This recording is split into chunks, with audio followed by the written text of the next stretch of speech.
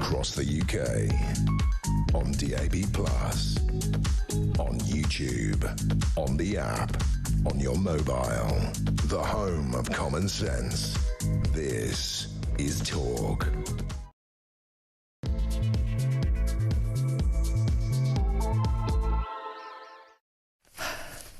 A very, very good morning. Welcome back to the show. Absolute pleasure to have your company. Very, very much appreciate you joining me. And goodness me, what an awful lot we have to talk about today. I've just come back, as I was saying to JK, from swimming with sharks. But wow, have we got a bigger fish to fry this morning. It's an absolute pleasure having your company, whether you're listening on DAB+ radio or smart speaker, watching on YouTube on your connected device. Thank you very much indeed for joining me.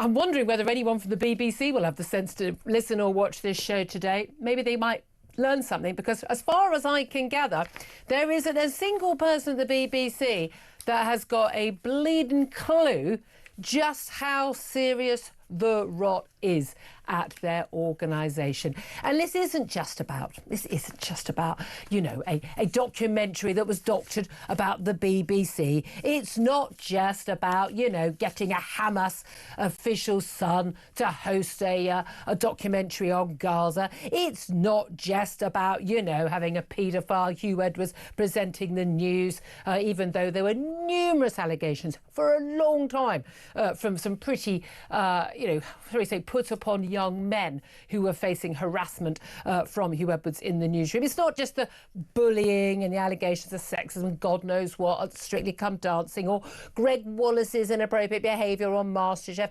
Gary Lineker's, before he was pushed out, incessant political tweeting about stuff he really knows very little about, ending finally with the anti-Semitic trope of a rat on one of his postings.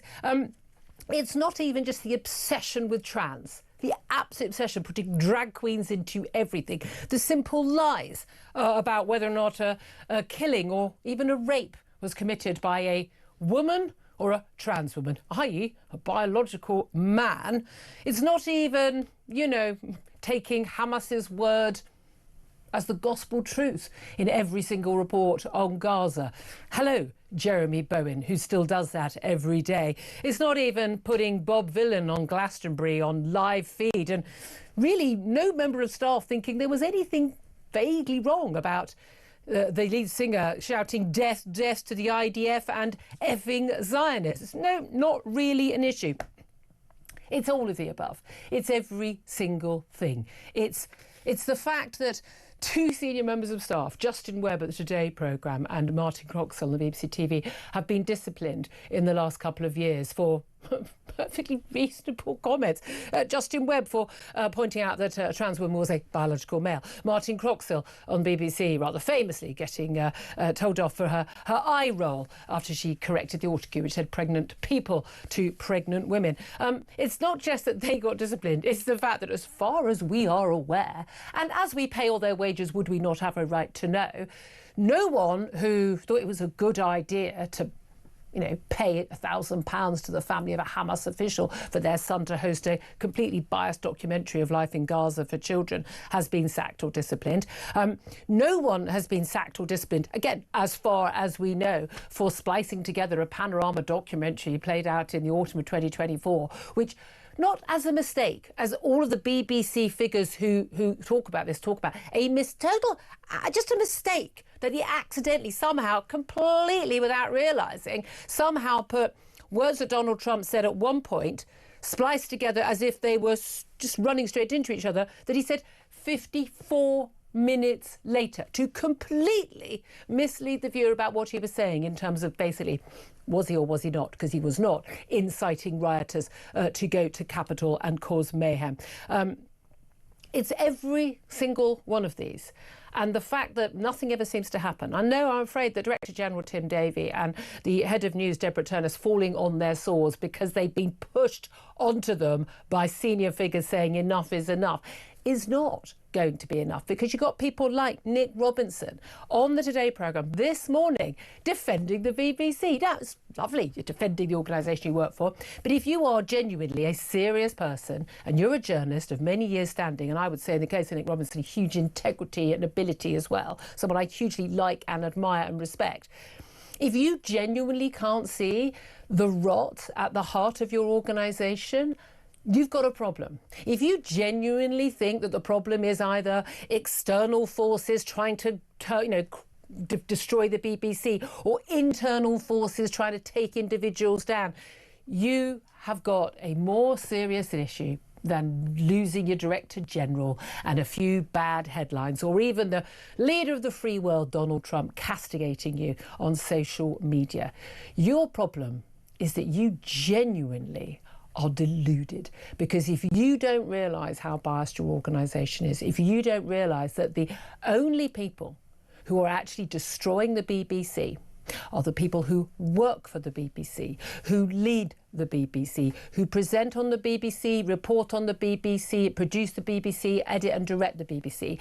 That the people who are doing that job, and every single day, day in, day out, put their own personal, let's face it, almost entirely left, liberal, progressive leaning views into every single thing they do, whether it's climate change, Trump, Brexit, trans, you name it.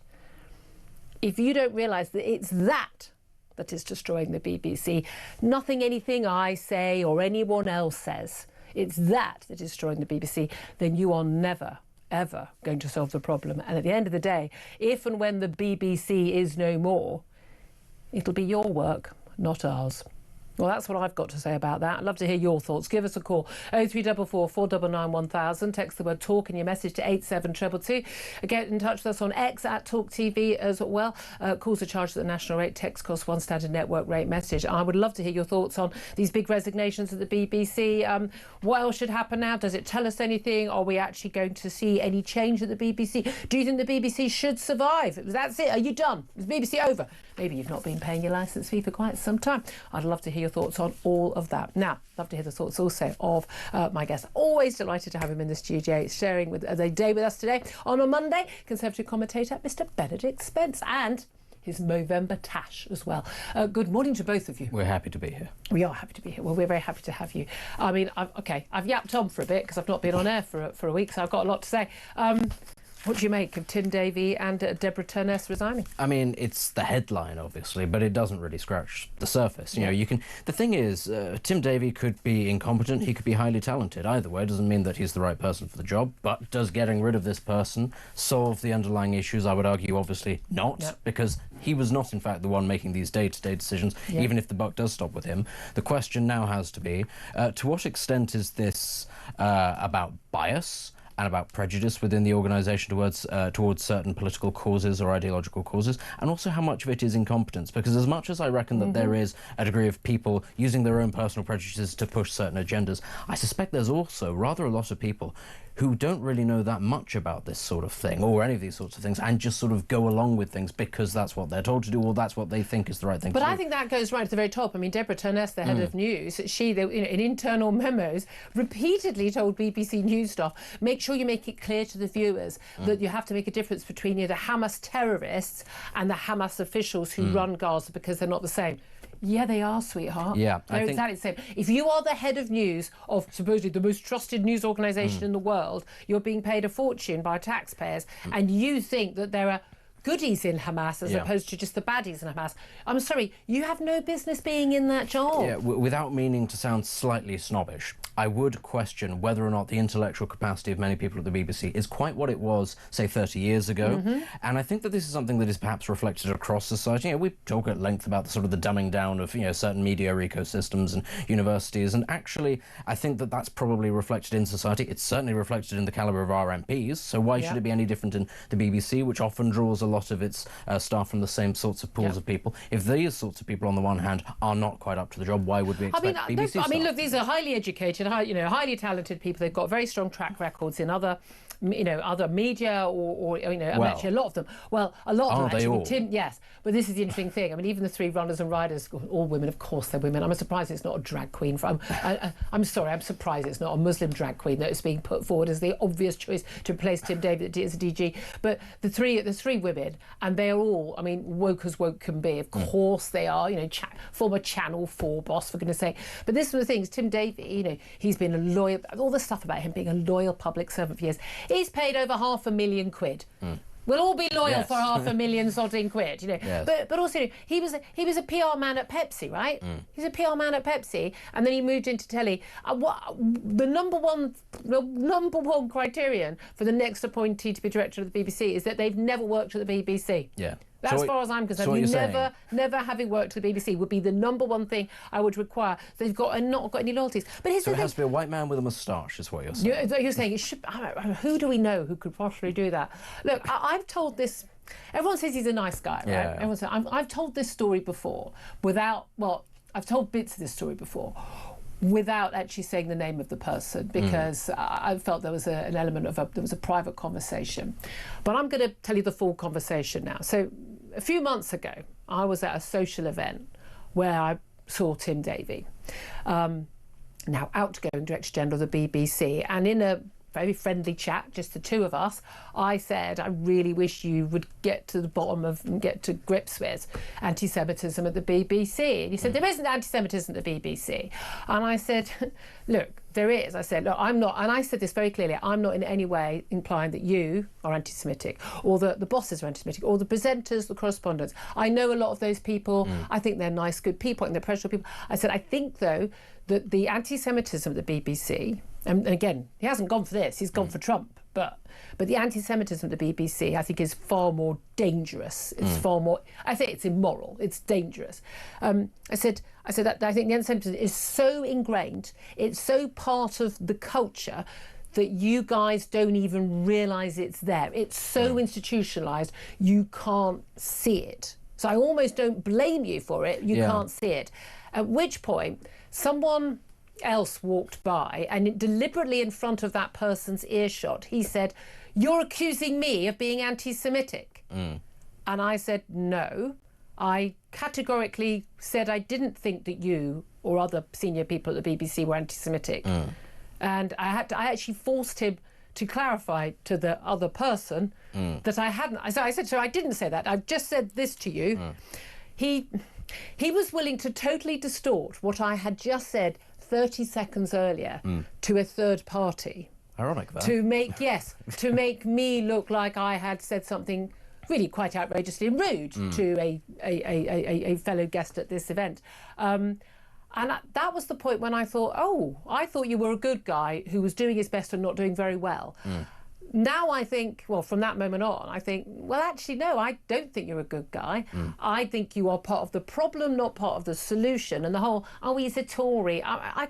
You know, so was David Cameron. So were all the people who led the Ramon campaign, for goodness sake. Sod that.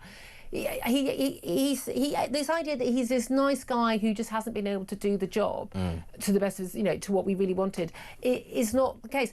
Again and again and again, we've got all these cases where things have gone wrong and nothing is dealt with it until it's exposed. It was a Telegraph this week. Lots of the stuff going on has been exposed by the Sun newspaper as well. And, they only ever deal with anything once there's an outcry, once the culture secretary or someone comes down there.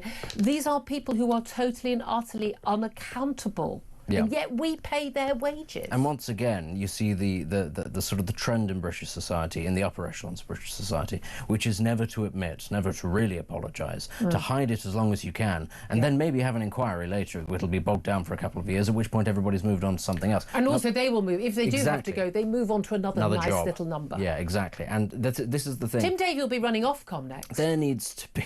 No, I'm not joking. He probably will. That'll be, again, very ironic. But what there needs to be is, I don't want to say there needs to be root and branch reform at the BBC, because obviously there are going to be lots of areas that are fine because we're not necessarily, they're doing their job, they're not becoming the story. But I think, touching upon the anti-Semitism thing, and, you can put the Trump derangement thing to one side. Yeah. Lots of people have lost their minds over that. Fine, okay. I'm not saying that it should be allowed to continue, but it's not going to be an ongoing thing. We've got 3 more years of that maximum for it to matter. But the anti-Semitism thing, that is something that we have noticed at all levels of our society, driven especially increasingly, worryingly, by young people sort of entering the profession. That needs to be stamped on now. That needs to be addressed now, before those people become the middle managers and the upper manager, and they will become those people. And the trans obsession as well, because I'm sorry, that hurts children. When you are pushing, that message to young children, and again, the CBBS, the news rounds, all of all that type of programming, they're obsessed with it. Yeah.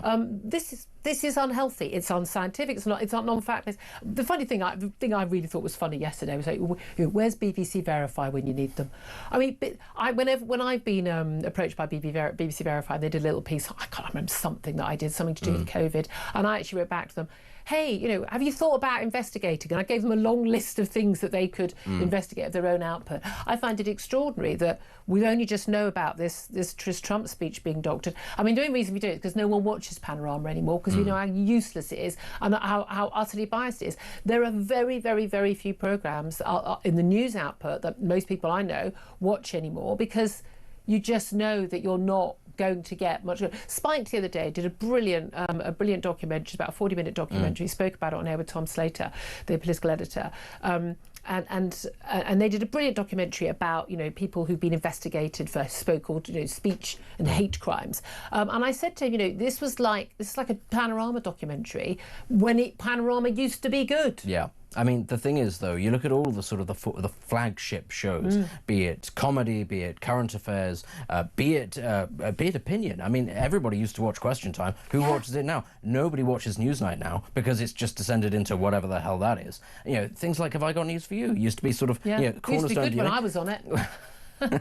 Oh no, but I've been blackballed from all the shows that I used to be a regular on. They're rubbish. I was told, and I've been told by senior people that it's because of your views. Like, my views are completely mainstream. I'll never get on them either, because I've association with you. This is all your fault. The nation has been denied. But again, I mean, look, the BBC's been forced to create 2 Gaza stories a week. Just simple facts. We've got Jeremy Bowen still to this day standing by, reporting that the Hamas claims that Israel had bombed a hospital deliberately, when that simply was not true. And even afterward, he doesn't say, I shouldn't have listened to them, I shouldn't have taken their claims as truth. He stood by it. I mean, on what planet? More than 200 Jewish staff accusing the BBC of ignoring their calls for a probe into anti-Semitism. We know we've got the Bailey report from a long time back, which they've never actually published.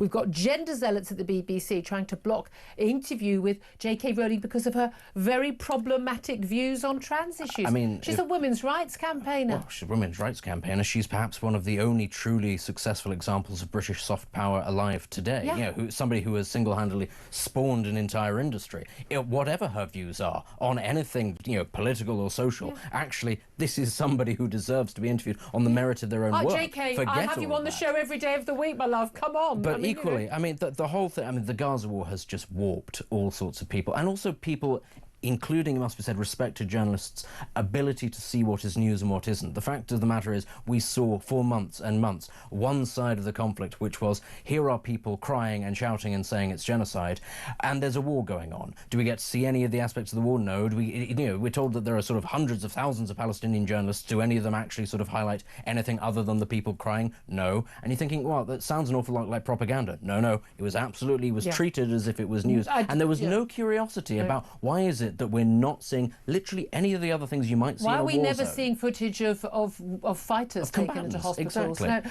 No, exactly. I mean, it is absolutely shocking. And again, while I've been away, seeing some stats, the war in Sudan, more people have died in the war in Sudan in 1 week. In 1 week, by the way, where there is a literal famine, people are literally dying of starvation.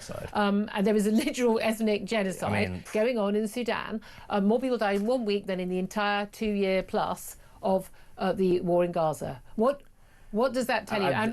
I'm still waiting for those marches every Saturday through London. Still waiting for them to start. I mean, the appalling thing about that is, as we were saying, they would take the sort of the Hamas propaganda and go, oh, this is news. They're not called the Janjaweed anymore, the RSF. They literally film themselves going from village to village, shooting people, setting fire. Where's the outrage? That just doesn't get picked up. These people do not try to hide their atrocities. No. Nobody cares, because it's Africans killing Africans, if we're honest. Just as Hamas didn't hide their atrocities on October the 7th, absolutely. I'd love to hear your thoughts on all this. Is Tim Davie resigning? Is Deborah Turness quitting over those Donald Trump clips being doctored together? That's the final straw, frankly, of a very, very, very large bale of straw on that camel's back, in my view. But is that actually the solution to the problem? Because frankly, I think it needs to be, root and branch. I think we are genuinely talking about an organisation that is rotten to the core and has been for probably 15, 20 years. And unless you can get to the bottom of that, and the first issue, look, like any human being or organisation with a problem, if you don't recognise you've got a problem, you can't start dealing with it. Can you, Nick Robinson? Anyway, I'd love to hear your thoughts. 03444 499 1000 is the number to call. We'll get your calls on air up next. This is Talk.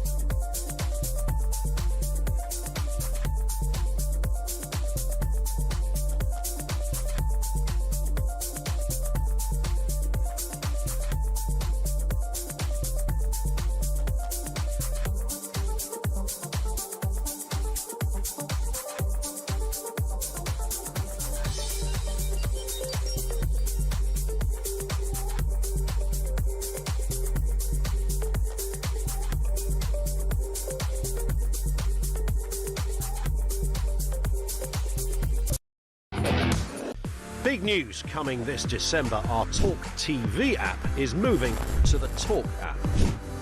You can watch, catch up and listen to all your favourite shows and podcasts anytime, anywhere, all on the Talk app.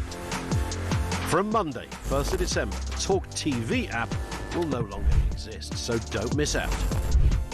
So head over to your App Store or Google Play and search Talk now.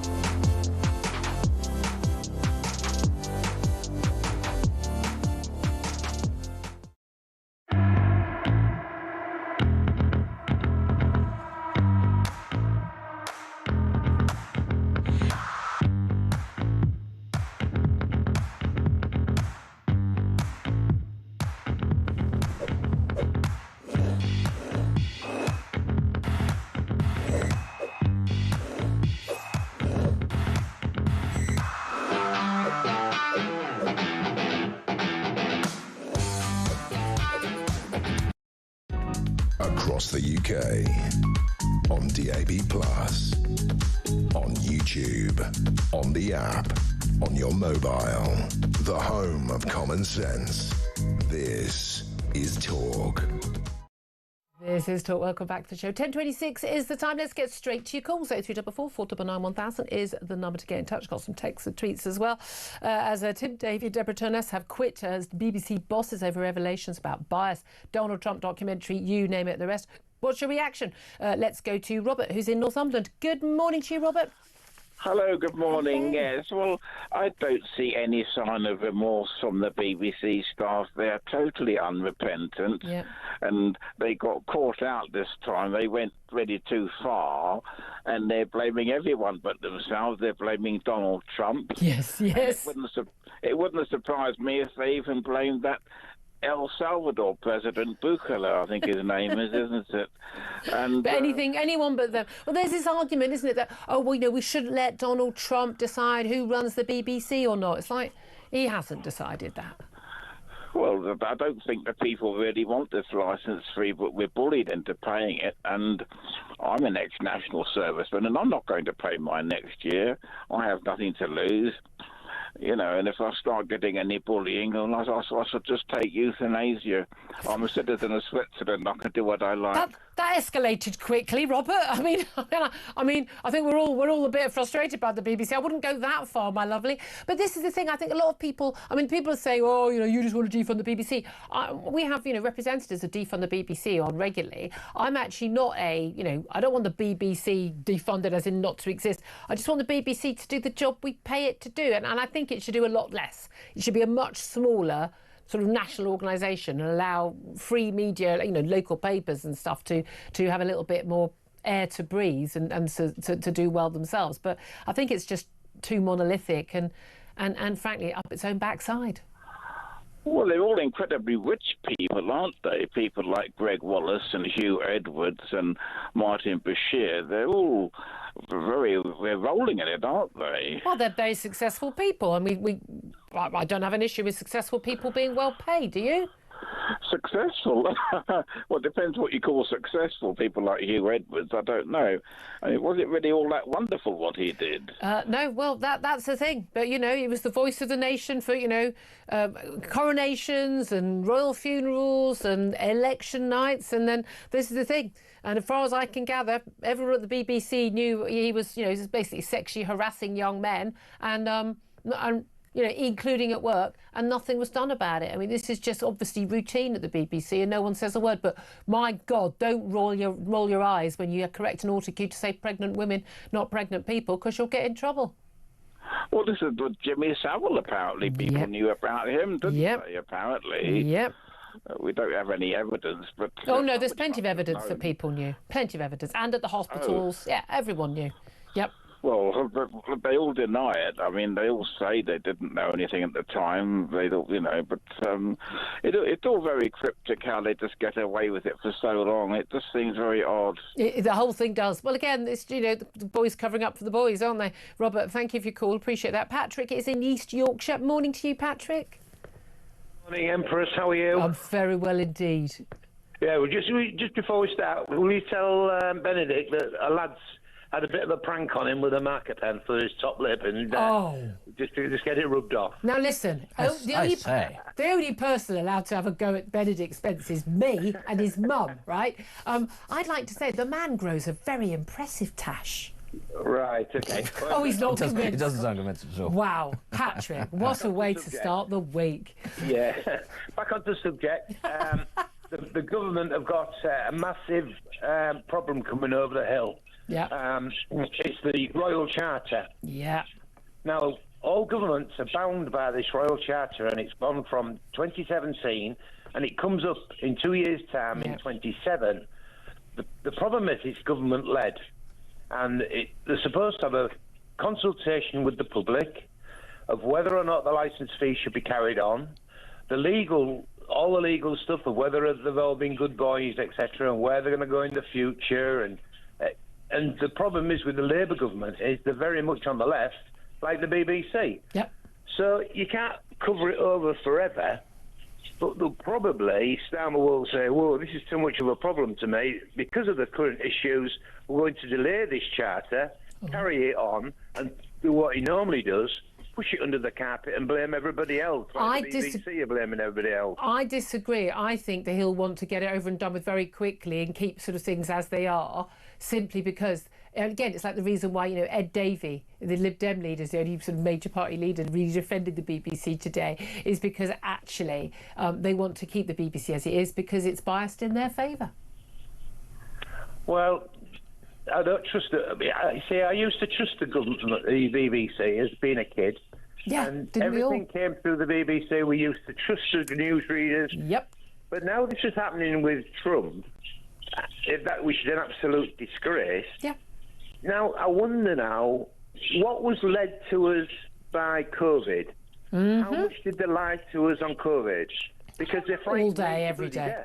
All day, every day, mate. And you sort of go to the BBC for a little bit of assurance, don't you, or used to do. But every day it's been eroded away by who they're employing. I mean, the panorama, it's all right dropping the top two people. Look at your credits on the programme and say, this was edited by so-and-so, this was produced by so-and-so, this was all verified by BBC Verify, which then that's another joke. So they should go as well and make an example of what's going on. There's no point in doing the people at the top, because Couldn't the agree with you people more. who are doing it at the bottom. Absolutely. Patrick absolutely nailed it completely. Brilliant. Thank you very much indeed. 10:33 is the time. Going to take a quick break. Then we're going to be talking to a former BBC executive, Roger Bolton. This may come to verbal blows. I'm just going to warn you. So, get your tea ready. This is Talk.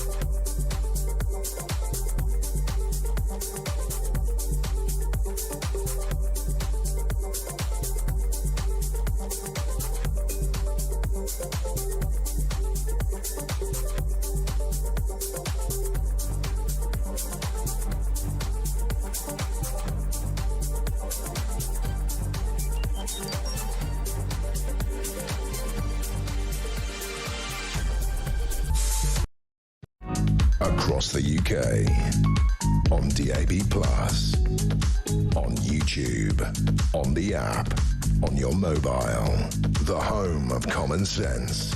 This is Talk. This is good morning. Welcome back. This is Talk, the home of common sense. 10:36 is the time. I'm Julia Hartley-Brewer. Benedict Spencer with me, Conservative commentator. Just before we get to our next guest, Benedict, it is interesting. I mean, certainly an awful lot of calls on the board. Lots of people getting in touch. 0344 499 1000 if you want to be among those getting in touch.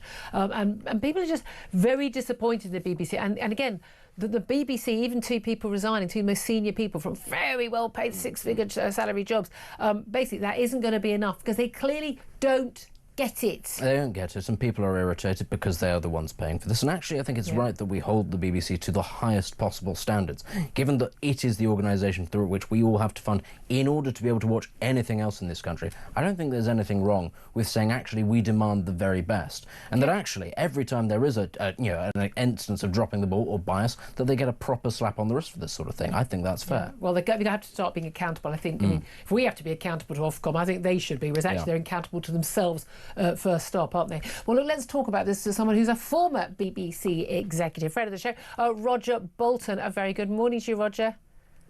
Good morning, Jill. Always a pleasure to talk to you. Well, it's going to start off a pleasure. I know it's going to go... You're so impartial. I mean, you're just open and into all points of view. It's wonderful. I am open to all points of view, but it doesn't mean I agree with all points of view, because that would be weird, wouldn't it? It would. It would. Let's talk about, what is your point of view in terms of this, just in terms of the decision of Tim Davie and Deborah Turness to resign in the wake, particularly of the revelations in this internal report about this Trump documentary, but there's a lot more besides that. I mean, I would say Gaza and goodness knows what else besides. But what do you make of the decision of them to resign in the first place?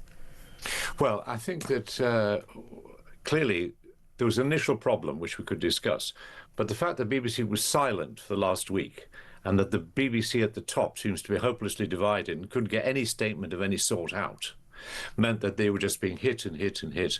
And eventually, of course, we're going to have the chairman today, allegedly, going to write a reply to the, finally, going to give a BBC view on all of this. So they've compounded what was a very difficult situation. I think lost a very good Director General in too. And but I should remind you that 4 BBC's Director Generals have resigned or been sacked in the last 40 years. 2 chairmen have resigned or been sacked. It's a tough old job. Yeah. You don't blame Tim Davie, who can probably earn about 5 times his salary elsewhere, after 5 years saying, I can't cope with this, particularly when you're faced with a divided board, a divided country. And I think this is the most important thing. Is I think trust throughout this country is difficult to find. We've got a polarization going on all the time. People are listening to their own perspectives reflected back to them. If you're in the middle of the road, which the BBC ought to be, you get run down by both sides. Yeah, and one of the defences the BBC is often given is that we get criticised from both sides, so we must be doing something right. And you could be wrong. They could be wrong, yeah. Well, yeah, and I think they are wrong on that. But I think I agree with you, we're a divided country, and I don't like the polarisation. I hate it. Like, I choose to follow various people on my X feed, for instance, and I keep getting defaulted to a For You, and they're sending me stuff that, no, I've chosen who I want to follow, and I follow a big range of people. I watch and listen to lots of different media because I want to know every different point of view, and I also want to test my own opinions by reading and hearing other people's opinions that disagree with mine to see if, I've got it wrong myself. And I have changed my mind on a number of issues as a result of doing that. Here's the thing, though. The BBC, as far as I can tell from everyone I speak to, from the bottom to the top, pretty much think that they are neutral. They think that they're not biased, they're not prejudiced, and this is just a horrible attack. And even Nick Robinson is in big sort of statement on Radio 4 this morning, and he's put it out on social media. Basically, there's been this stuff, it's an internal and an external attack on the future of the BBC by the enemies of the BBC. I'm paraphrasing, but that's kind of the message going out. And a lot of people at the BBC seem to share that. I think the problem is something different. I think the problem is that they are so biased, so caught up in their little liberal, progressive, lefty bubble of central London bubble. They don't realise how out of touch they are, which is why they all look so shocked about Brexit. It's why they're all so shocked about Trump. Can I have a word, Julia? Thanks. First of all, a lot of the BBC output doesn't come from London, comes from Manchester and elsewhere. Secondly, of course, the BBC has a lot of young people who are liberally inclined, a lot of Jewish people who support Israel, a lot of Muslims who don't. It's combined of a whole range of people. And the danger is, you're absolutely right, that there's a mindset. But then that's what you should have senior editors for, gnarled old people who look at this and say, no, if we could get down to the facts, it always helps if you get down to the facts on these things. The fact is that BBC wrongly edited, or rather the independent company working for it, wrongly edited a piece of material about Trump. But of course, Trump rejoices because he encouraged the Capitol Hill rioters to go there. He tried to steal, as he called the election a big steal. So he's very happy with that. Vladimir Putin will be delighted with what's happening at the moment because the BBC's reporting is pretty tough on him, and he'll be delighted that it's in trouble. When it comes to this country, we are so divided on so many issues that it is very difficult. Now, the BBC makes mistakes. Clearly, its executive, the board structure doesn't work at the moment. But I honestly believe that it's impossible to impose a single view on the BBC and tell its staff to do it. No, I don't want to view. That's where this is the thing. When you say divided, people are divided and like, here's my opinion whether I think that mass uncontrolled immigration is a bad thing. And someone else, working at The Guardian, could say, I think that mass uncontrolled immigration is a great thing. And the BBC shouldn't have a view. And the BBC shouldn't have a view. And in its choice of stories and in the way it tells those stories and who it interviews, it shouldn't betray that view. But it does. And the reason why is because to a man and a woman, they take the leftist view. But you're entitled to your view, and I'm entitled to my view, which is wrong. But they aren't. But this is where the job of the BBC is to present facts. Yes, but it's difficult, isn't it, when people don't want to face those facts? No, it's not difficult. People can choose to ignore them. The BBC's job is to present facts. I don't want to hear the BBC's opinion on anything. We agree I want them about that. to tell me the facts. No, but the point No, is, Julia, they you and I don't agree. give Julia and I facts. are arguing about nothing because we both agree the BBC should stick to the facts. The No, problem you is... said it was hard for them to do that. I said I don't think it is. I don't think facts are hard at all. I think it's hard for all of us to recognise our prejudices, put them aside and try and concentrate on the facts. And we all look for, on the whole, we look for facts which will support our predetermined position. I think they're like that. I'm going to find things out. The BBC's job is to say, yeah, there are facts over here which aren't so convenient for you, and to present you with a rounded picture. And they don't when they do that. When they don't do that, they should be criticised. But they try to do it genuinely. No, I think they don't try to do it. Look, on climate change, they don't do it. On trans issues, they don't do it. Well, on Gaza, they don't do it. Hold on. On Brexit, they didn't do it until they were legally required to in the 2016 election. This is just not true. You see, 100% is. Julia, you and your channel network have a particular perspective.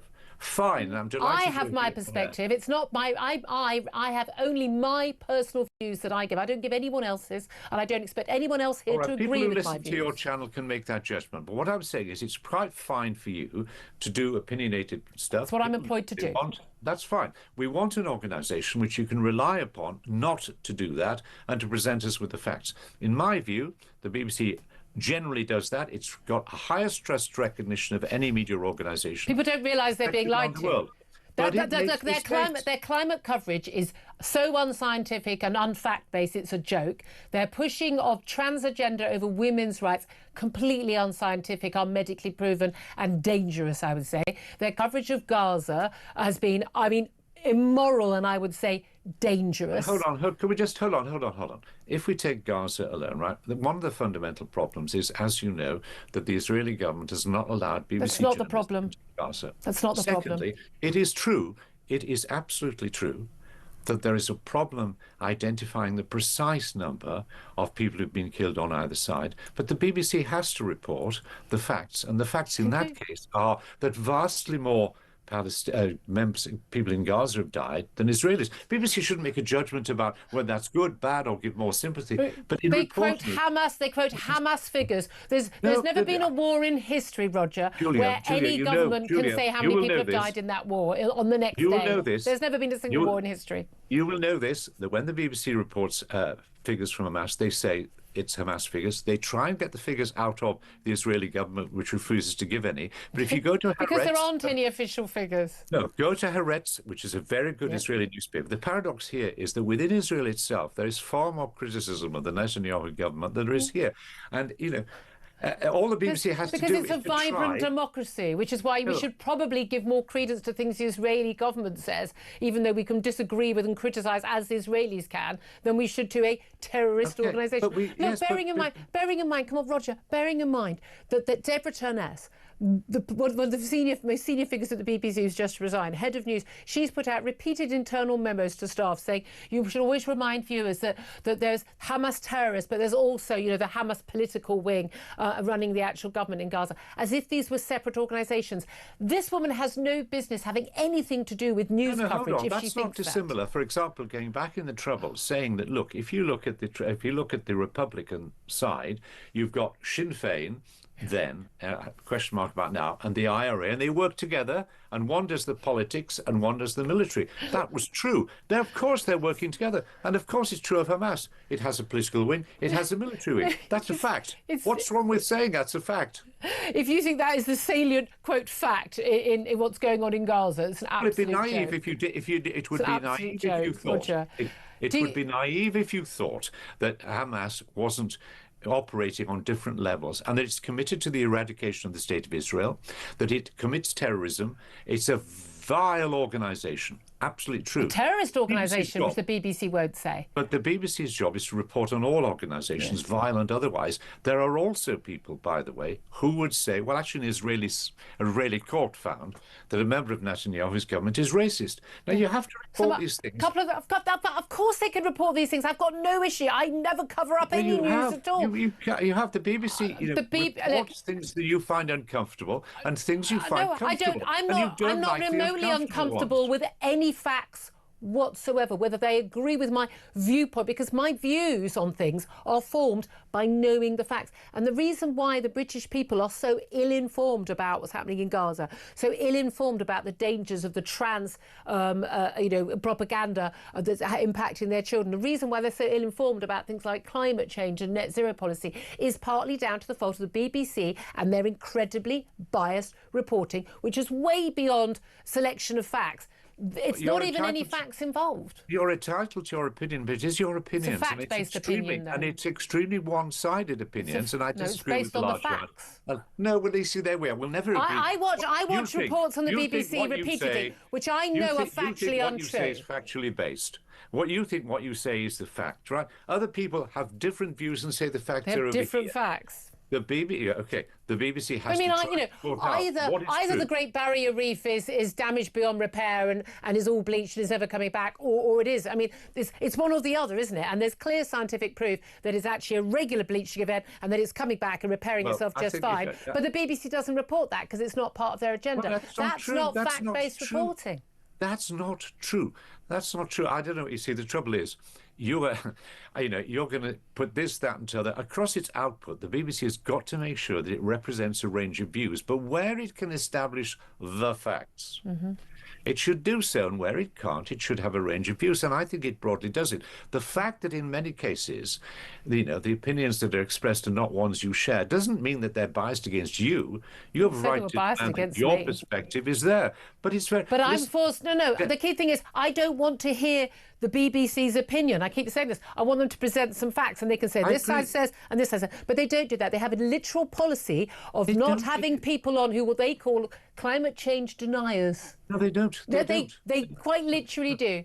People, I know a number of people who've been told categorically by figures at the BBC that the reason they are no longer invited onto their shows is because. No, hold on. Can we hold on? If you want a discussion about climate change, you should go for climate change experts, and the BBC should represent like Greta. Hold on. And the BBC should find, if there are climate change experts who disagree with the consensus... there are loads of them. Hold on, let me finish. Agree with the consensus, they should put them on. What you can't do is have, let's say 19 and a half or 20 people agree on climate change experts this way, and there isn't another person on the other side. You refer to the fact that there are other views, but you don't give them the same weight.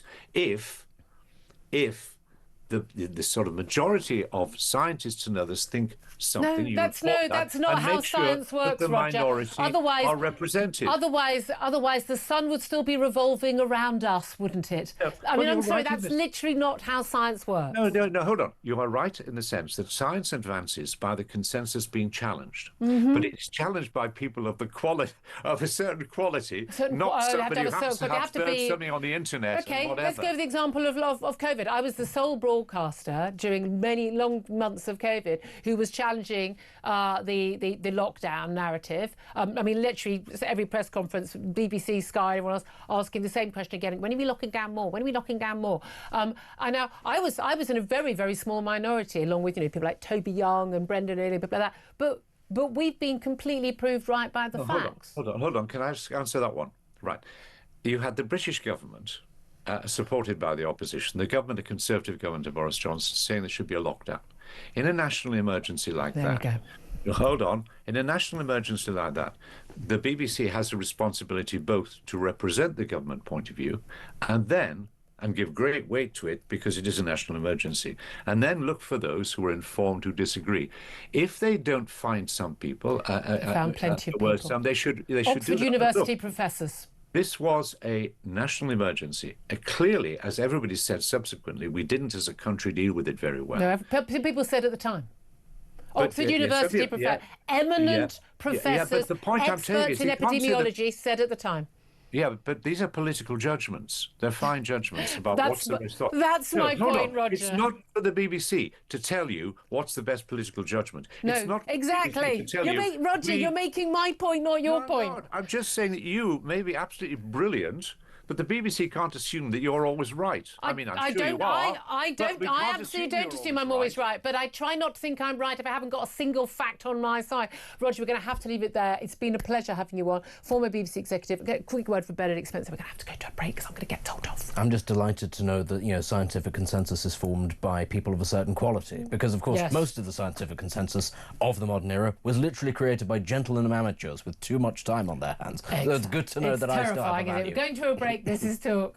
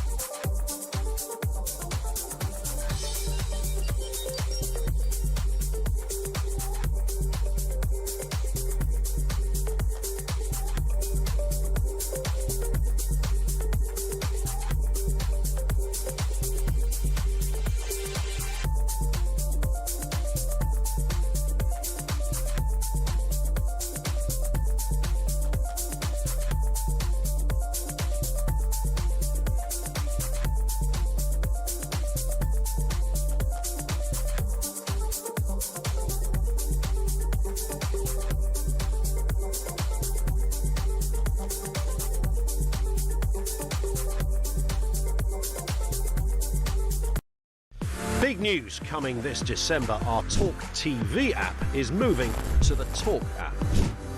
You can watch, catch up and listen to all your favourite shows and podcasts anytime, anywhere, all on the Talk app. From Monday, 1st of December, the talkTV app will no longer exist, so don't miss out. So head over to your App Store or Google Play and search Talk now.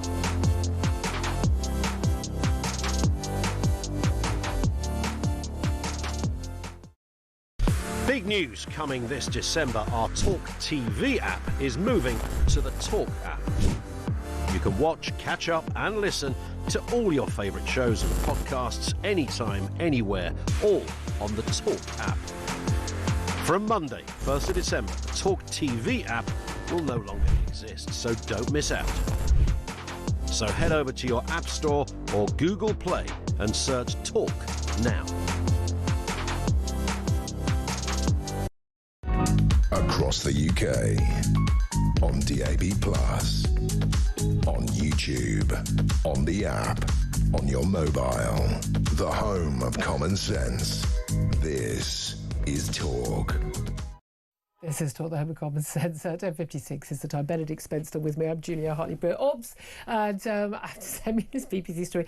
Roger Bolton, all credit to him. He does come on the show. We're going to talk to Danny Cohen, former head of news at the senior boss at the BBC, who's been talking about BBC Bass for quite some time, having worked there. But it is absolutely fascinating, this idea that it's very difficult for the BBC to be neutral when you've got this side having a go at you and this side having a go at you. And it is true. There are loads of, let's face it, completely stark-staring lunatics on the left who think that the BBC is completely Tory and pro-Israel. These people are utterly insane, in my view. Yeah, there are. But it's one of those things where I think for a long time, because you'd have people on both sides going, you're biased about this, you're biased about that, the corporation would take that as a sign of, we're doing something right because we're irritating both sides. Yeah. And sometimes I think that was possibly true. Once upon a time, I suspect it was probably true. But I think that has allowed a sense of complacency, which is that actually, if you are being criticised from all directions, actually it doesn't matter. You can block out the noise because nutters will be nutters. Maybe everything you're doing is wrong. But that's the problem. Then sometimes you will miss those key things that actually are. And so when, for instance, and this is the thing, especially when it comes to things like anti-Semitism, that ought to be I don't think Jewish people walk around shouting anti-Semitism like the boy that cries wolf. It is the canary in the coal mine. When you start getting those accusations, you do need to take it very seriously. And when women are saying we don't refer to pregnant people, very pregnant women, and are not wanting our entire existence erased. But I mean, this is the thing. I mean, look, it's like, it's like on Brexit and reform and Nigel Farage. There are still people constantly messaging that the BBC is totally absolutely just on its knees to Nigel Farage, and it's totally reform. And you think, what BBC are you watching? What they mean is Nigel Farage has been on the BBC quite a lot, and then they'll notice there's a speech given by Nigel Farage, and the BBC has covered it like everyone else has covered it, in the same way that they cover a speech by Ed Davey from the Lib Dems. I mean, funnily enough, yes, they have on a representative of a party which currently is leading in the polls, and the most influential politician of his generation when it comes to Brexit. I mean, that's not being on your knees to Nigel Farage. That's just you have to cover what he says. The other thing with that, of course, is question time, when people would always say, why is Nigel Farage on question time? They'd say that even after the Brexit vote, even after it was proven a majority of people who voted as well. But this is the thing. There's a dearth of people sort of in the public sphere. Why? Because they aren't platformed so often by things like the BBC. I'm sorry, you are going to have those people on slightly more than the average person, because they are the sole representatives that the BBC is prepared to go, we'll have that person because they're senior enough. And actually, it's the fact that people outside sitting there going, they shouldn't be on at all, shows you what they think the BBC should be, which is a propaganda channel, rather than an impartial broadcaster. I don't expect to agree with everything on a station or agree with everything. I don't want my view. I don't feel any need to have my viewpoint represented in any of the BBC. I just would like you to give me some neutral facts. And I'm sorry, facts are neutral, that you don't get to choose your own. And the BBC is failing at that. I'd love to hear your thoughts about those resignations. This is Talk. We are the home of common sense.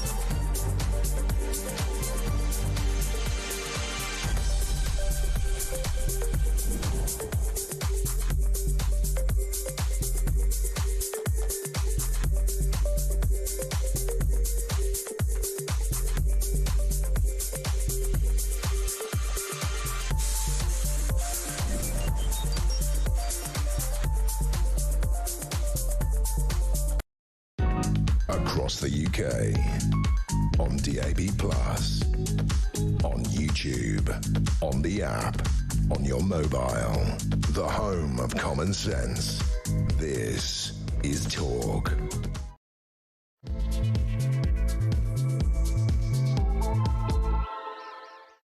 A very, very good morning. Welcome back to the show. It's coming up to 3 minutes past 11 o'clock. I'm Julia Hartley-Brewer. Thank you so much for joining me here at Talk, the home of common sense, of course. And whether you're listening on DAB Plus Radio, on your smart speaker, you're watching on YouTube or your connected device, thank you so much for your company. I forgot to nag you about this an hour ago.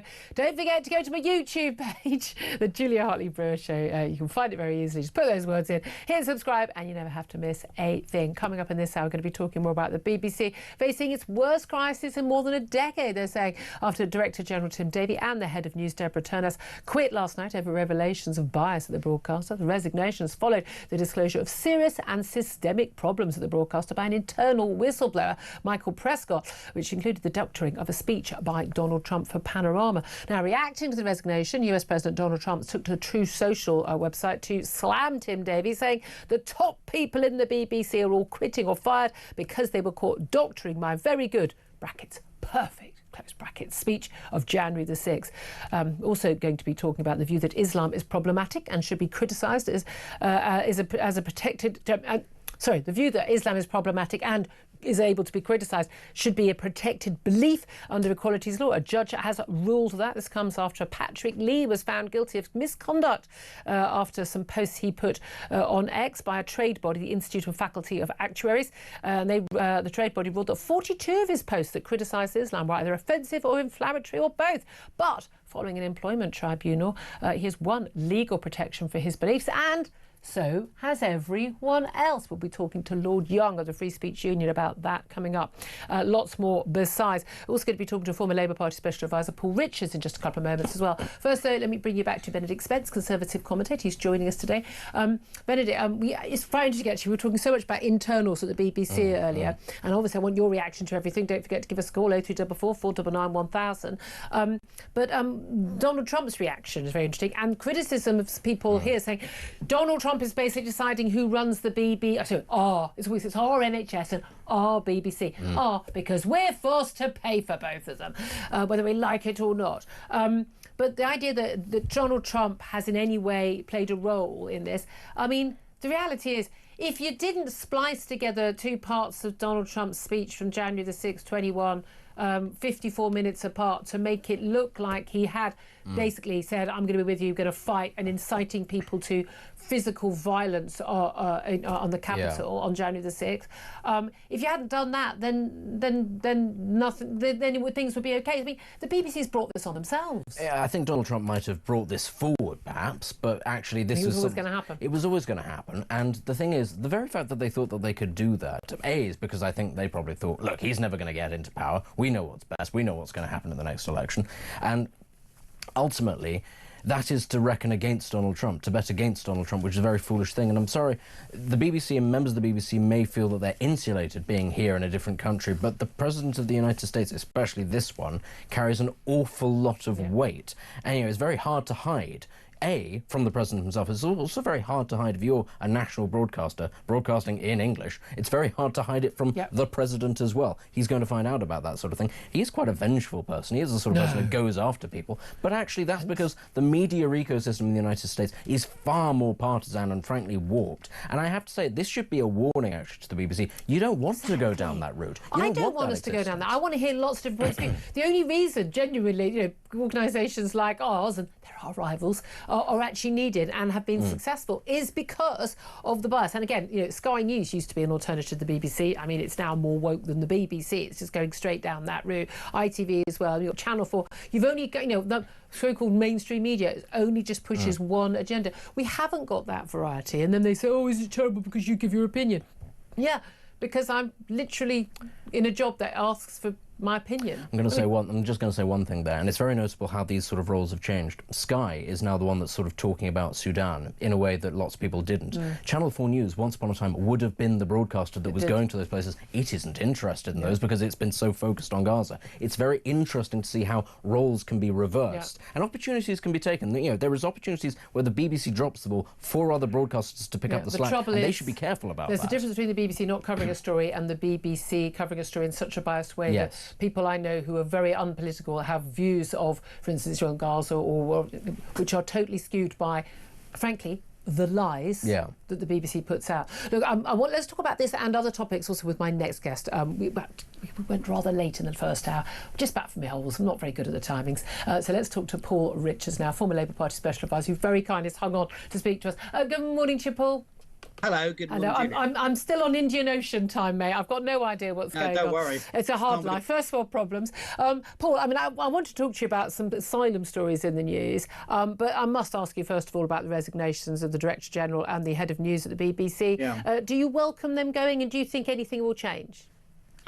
Well, I've known Tim Davie a long time. He's a perfectly decent chap, a Conservative Party supporter, of course, not part of the woke Liberati, but I think he was There's just plenty of woke Tory supporters. I think, well, true.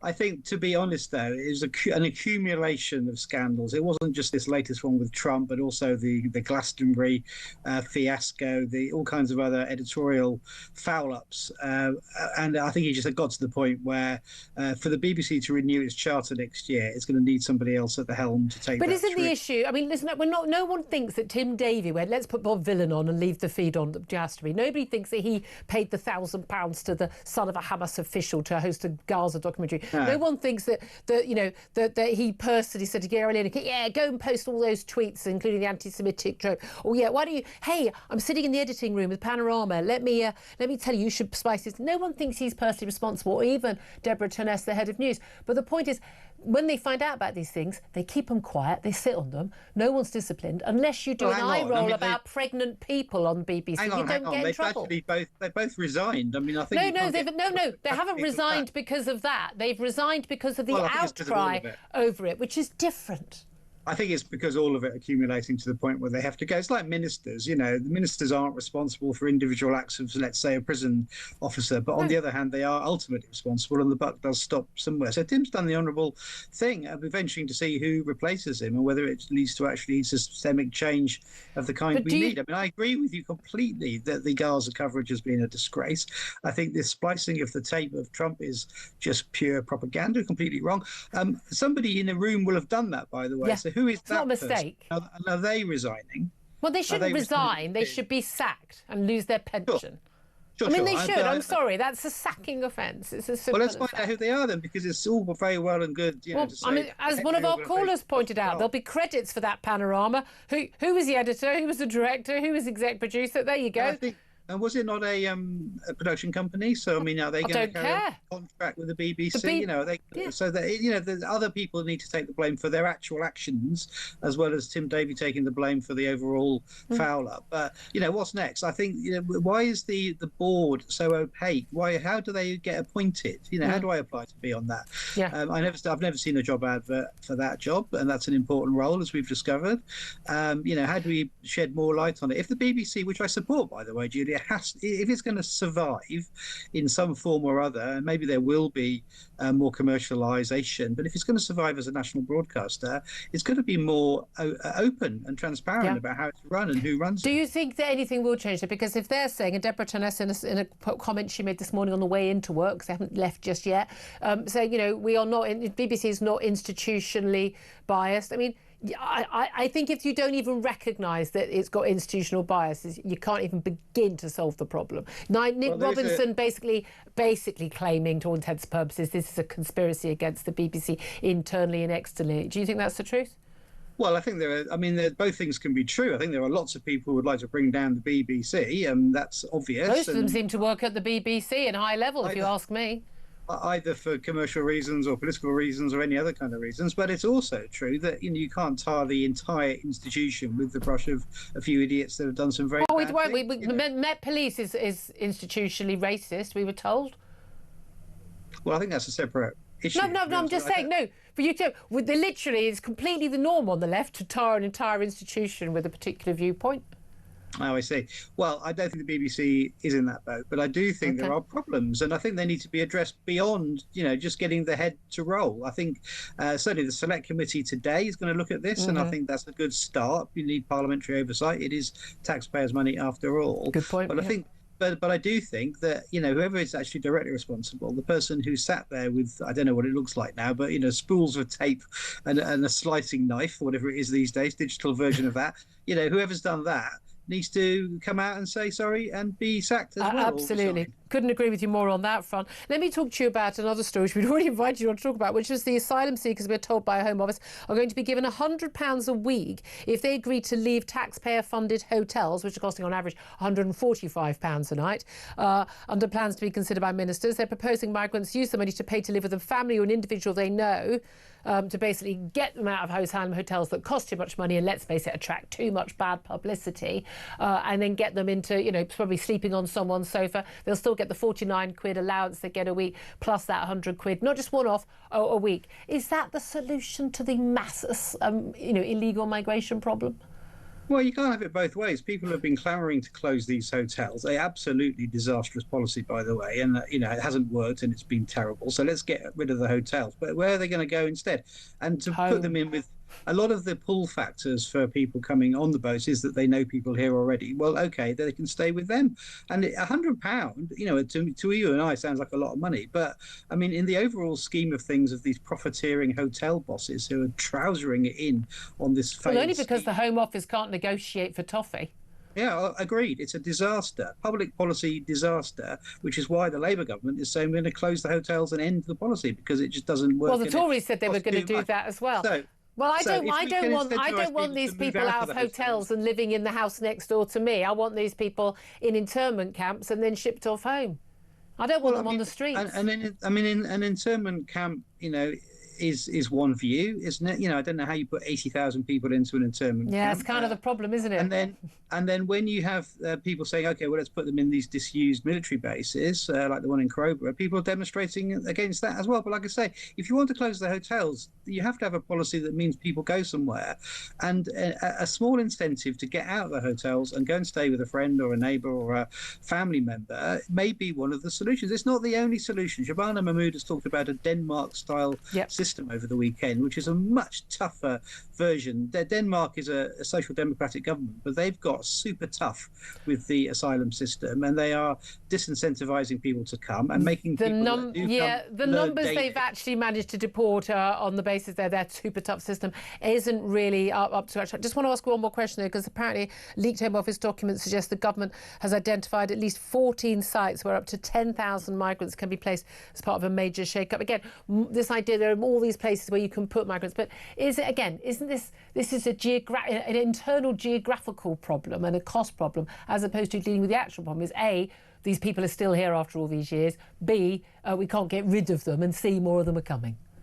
Well, we certainly need to stop the boats. We certainly need to speed up the repatriation of people who shouldn't be in the first place. And that shouldn't take a year to sort it out. But in the meantime, while people are being processed, let's get them out of these hotels, which are flashpoints, as we've said, and get them into camps, maybe ex-RAF, ex-military bases, or whatever it might be around the country, which is what this Home Office plan seems to involve. But people don't like the hotels. So the Labour government is closing the hotels. Job done. They don't want the migrants here. I would rather have them in hotels where we know where they are.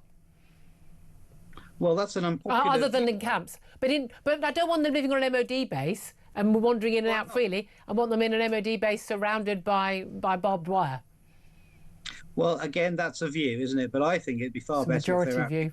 I would put them in high vis. I'd have people out in teams picking up litter, sorting out graffiti, cleaning up canals and doing something useful for their £49 a week, rather than just sitting around doing nothing in a camp. Yeah, or we could just get them, making dinghies and making their way home.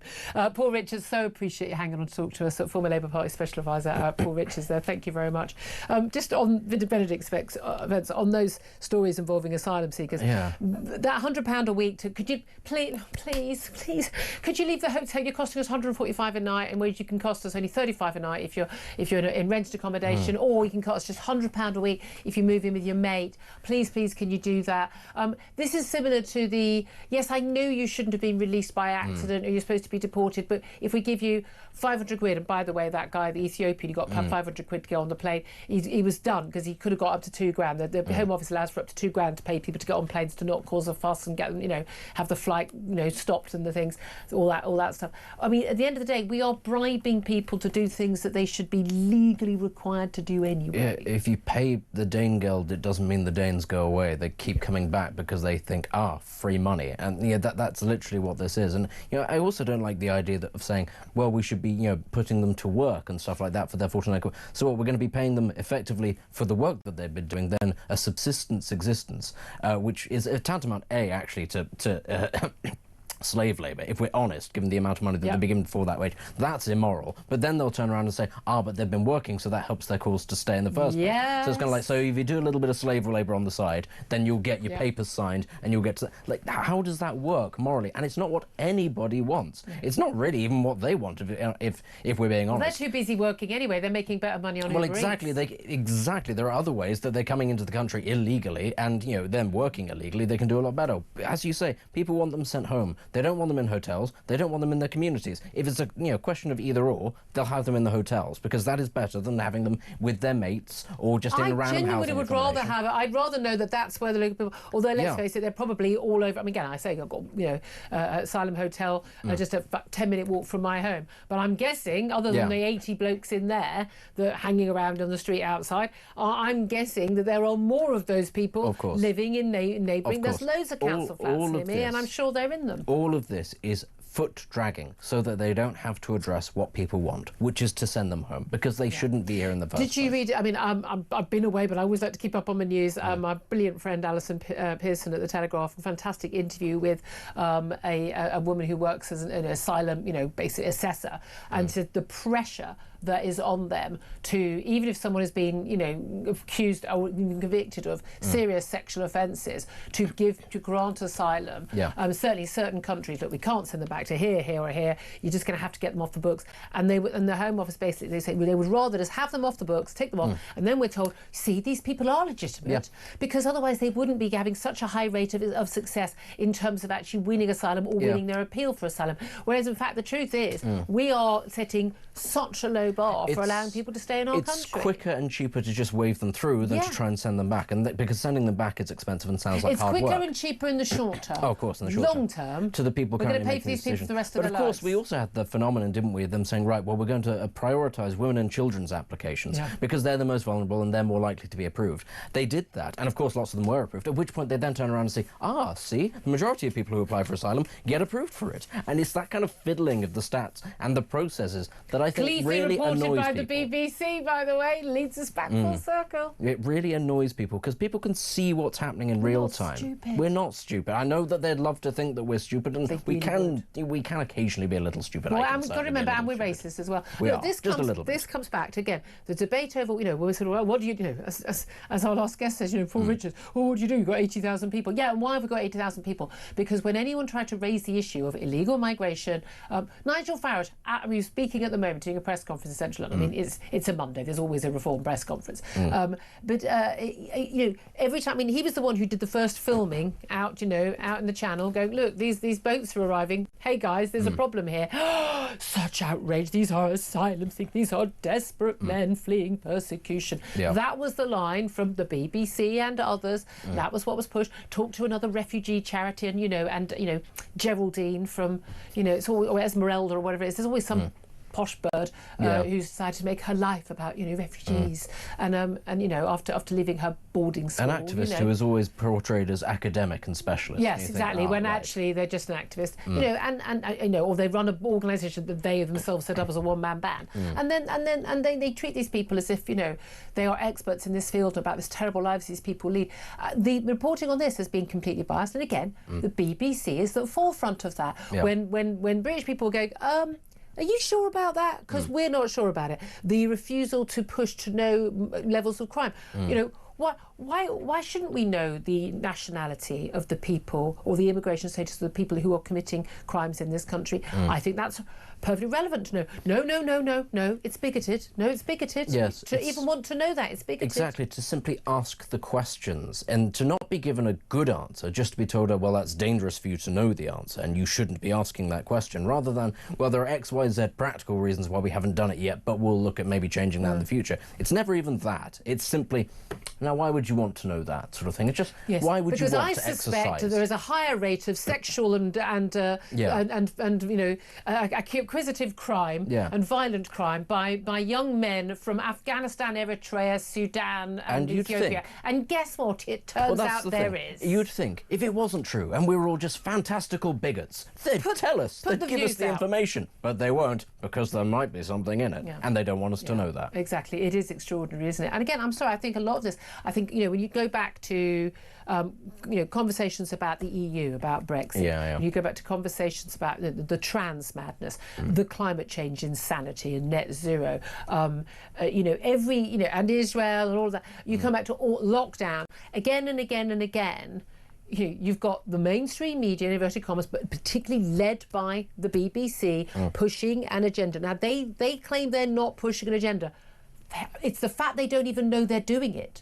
It's the fact they don't know they're doing it. That's the bit which I find extraordinary. Yeah, and I mean, it's the crossover, isn't it? Because as I say, lying in our politics has become deeply ingrained. There's simply no point in actually expecting people to, you know, pledge their manifestos and stick to it. Although I hear David Lammy did terribly well at Deputy Prime Minister's questions last week. Oh, faultless. But the point is, the people who enter, as I've said before, people who enter our politics in this country, and the law and other professions, the BBC is the same. They draw from the same sorts of areas. And it's when you see the crossover between those industries and you understand, well, lying is deeply ingrained in this one, and this is from where the power stems. Why would it be different elsewhere in the BBC? They think it's acceptable in the pursuit of some higher goal, because that's their ideology. Well, educating us mortal, you know, those of us who didn't. Heathen bigots.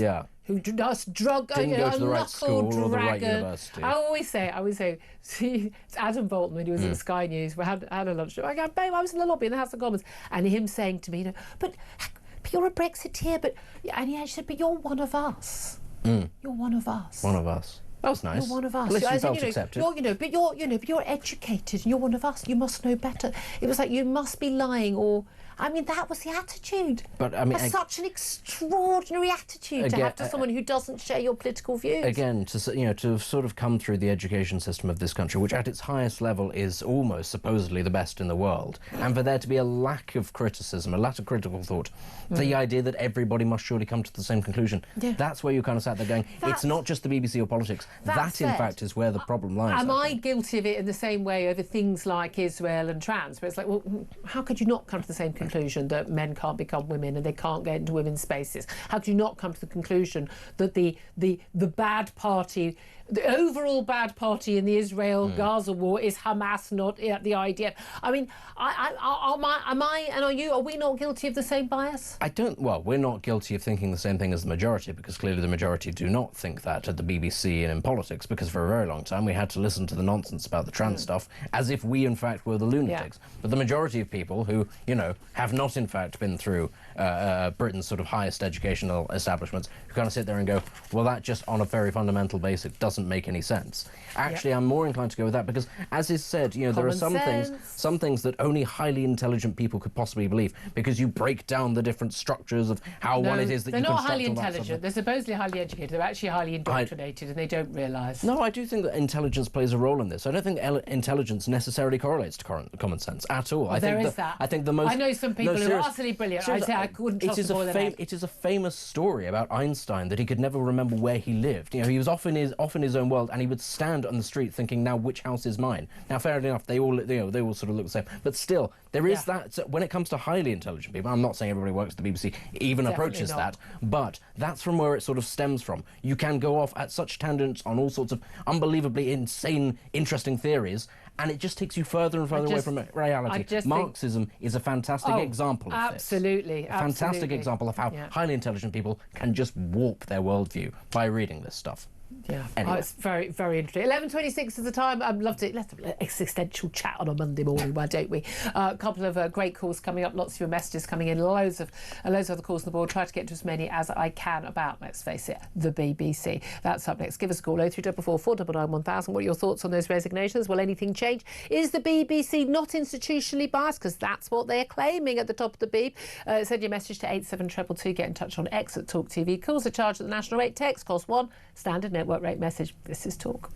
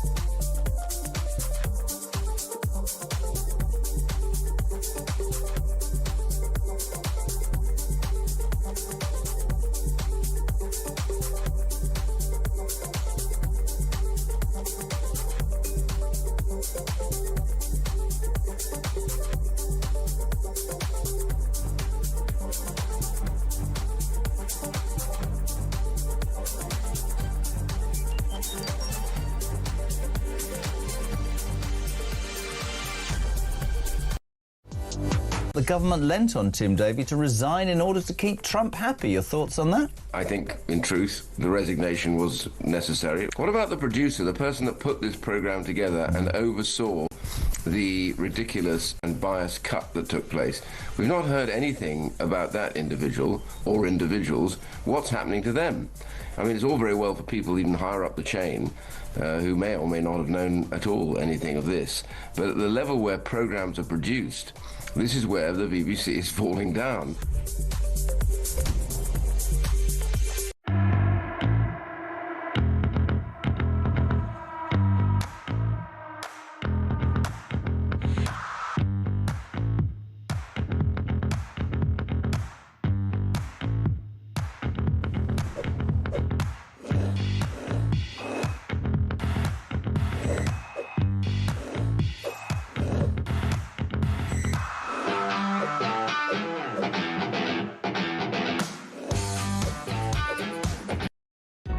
Across the UK, on DAB+, on YouTube, on the app, on your mobile, the home of common sense. This is Talk. Morning, welcome back to the show. This is Talk, the home of common sense, for me, Julia Hartley-Brewer. Let's get straight to your calls. Tarquin is in London, wants to talk about the BBC. Tarquin, whenever I go to you, I always think, oh, he sounds like he works at the BBC. I know, it's one of those names that is important. I'm going to have to change it. You try being called Julia Hartley-Brewer, mate. What do you want to say, my love? Well, honestly, JHP, hats off to you, sweetheart. That was a fabulous job you did at trying to nail that Roger the Dodger ex-BBC quote. You were brilliant because he was just so full of himself. I hate that pompous, sanctimonious, priggish attitude. It was his attitude that seeped out of his pores, and you were having none of it in your typical Irish way, my darling. Well done there. Beautifully. I like Roger. I'm not going to have a word said against him. But yeah, honestly, we don't agree. Defend the indefensible. The jury is out and back in again. It's made its verdict on the BBC. The fact that he's sat there and tried to, you know why he did it, because he is an apparatchik. He is. That's, he's going to say that, isn't he? That's all he knows. But the point is, the BBC, and I know this is, I sound like a scratchy old record, nobody has to have that license. If they don't watch any live broadcasting or watch iPlayer, they must defund the BBC tomorrow. If they really feel strongly, I haven't already done that already, and there's no legal obligation. If you watch any live broadcast, though, you do need to have it. So that's like, it goes both ways. But if you genuinely don't and you want to register your program, get rid of just switching off anything. Well, but wait a minute. But I do want to watch live broadcasts, and therefore, but I'm still forced to pay for the BBC. Yeah. You're a journalist and you do it to cover off, to get across the story. It's totally understandable, but that's just the price you have to pay. But for those who want to somehow register the disappointment or, vitriol of what, the Director General and the fact that, as Roger said, he said, quote, and I quoted, he said, wrongly edited, close quote. Wrongly edited. What's the difference? He called it wrong. How about deliberately? How about 54, two statements, 54 minutes apart. That was a completely deliberate act. You can't say that's wrong. It's like, I just slipped up, Doc. I didn't mean to do it. Yes, it was a deliberate act of fraud. That's why it's such a big deal. I think that the fact that, in any other walk of life, whether it's filing your accounts to HMRC, you'd be done for fraud. The fact they should get £500,000 salary galls me so much like it does you. I just can't believe it. This can't be the end. This has got to be the beginning of the lasting of the blob, I'm afraid. The beginning, it's not the end. This is just the beginning, I hope. So do I. I really do think, but I have no expectation this is going to end well for the BBC. But there we are. Tarquin, thank you for that. Andrew is in Hertfordshire, wants to have his say. Hello, Andrew. Good morning. Morning. Jack, to have you back. Great to have you back. Very kind of you, sir. The thing is, that's very interesting, is that Gibb that's on the board is obviously from GB News. Robbie Gibb, because he's been involved. Yeah, he was a Conservative. He's been involved at lots of different levels and lots of different things. Yeah, so if we just cut the bloke a break, perhaps he's the only grown-up in the room, because he comes from your background in relation to the way you present news, you do it factually and then you have a discussion. The BBC, the news is less about facts and more about dragging on Jeremy Bowen or someone else. BBC Verify has to go. Finished. It's not there. That's marking your own homework. Yeah. And they're normally marking other people's homework and ignoring their own. Yeah, fair dues. And then the bit that's really scary, Panorama. Yeah. If you look at News International and the phone scandal, it's gone. News of the World is gone. Panorama is done. Those policemen, not defending them, how was that edited? How? And you look back... We've seen a number of Met police officers at Charing Cross Station who have been sacked because of what was found out in secret whistleblowing videos, Yeah, and then you start to think to yourself, how deep is that cancer within that programme and the BBC? And it's untrustworthy now. Yeah. That's the bit. And this morning, Robinson's arrogance was off the scale. Nick Robinson did. I mean, I've got it printed out. He did two pages monologue about the BBC, saying it was factual. It wasn't. It was all opinion. But the bit that was most scary was at the end. He said, and in his sanctimonious voice, there was not one single complaint. Well, if the public believed that the BBC was telling the truth, why would they complain? But also the fact that this went out in 2024, before the election, and apparently the BBC board was only made aware of it in, I think, May this year, and we're only made aware of it in the last week. I mean, again, people just assumed. Why would anyone be sitting there going, well, obviously they're splicing this together? I mean, you'd have to be very eagle-eyed and to known the speech that Donald Trump gave off by heart to have spotted that. And that's why they did it. That's why they got away with it for so long. How can we get to a point where the national broadcaster doesn't accept that a man is a man and a woman's a woman? Thank you. There you go. There we are. I mean, that's it. That's it. And well, mind you, we have a Prime Minister who didn't accept that, and I'm not sure still does either. Andrew, thank you for that call. Brilliant stuff. Going to take a quick break. Up next, going to talk to Conservative peer, founder of the Free Speech Union. That's Lord Young. We're going to be talking about Tim Davie and Deborah Furness quitting the BBC, but also a judge in an employment tribunal ruling that we do have a right in this country to criticise Islam. It's protected under British law. Well, when are we allowed to exercise it then? That's up next. This is Talk.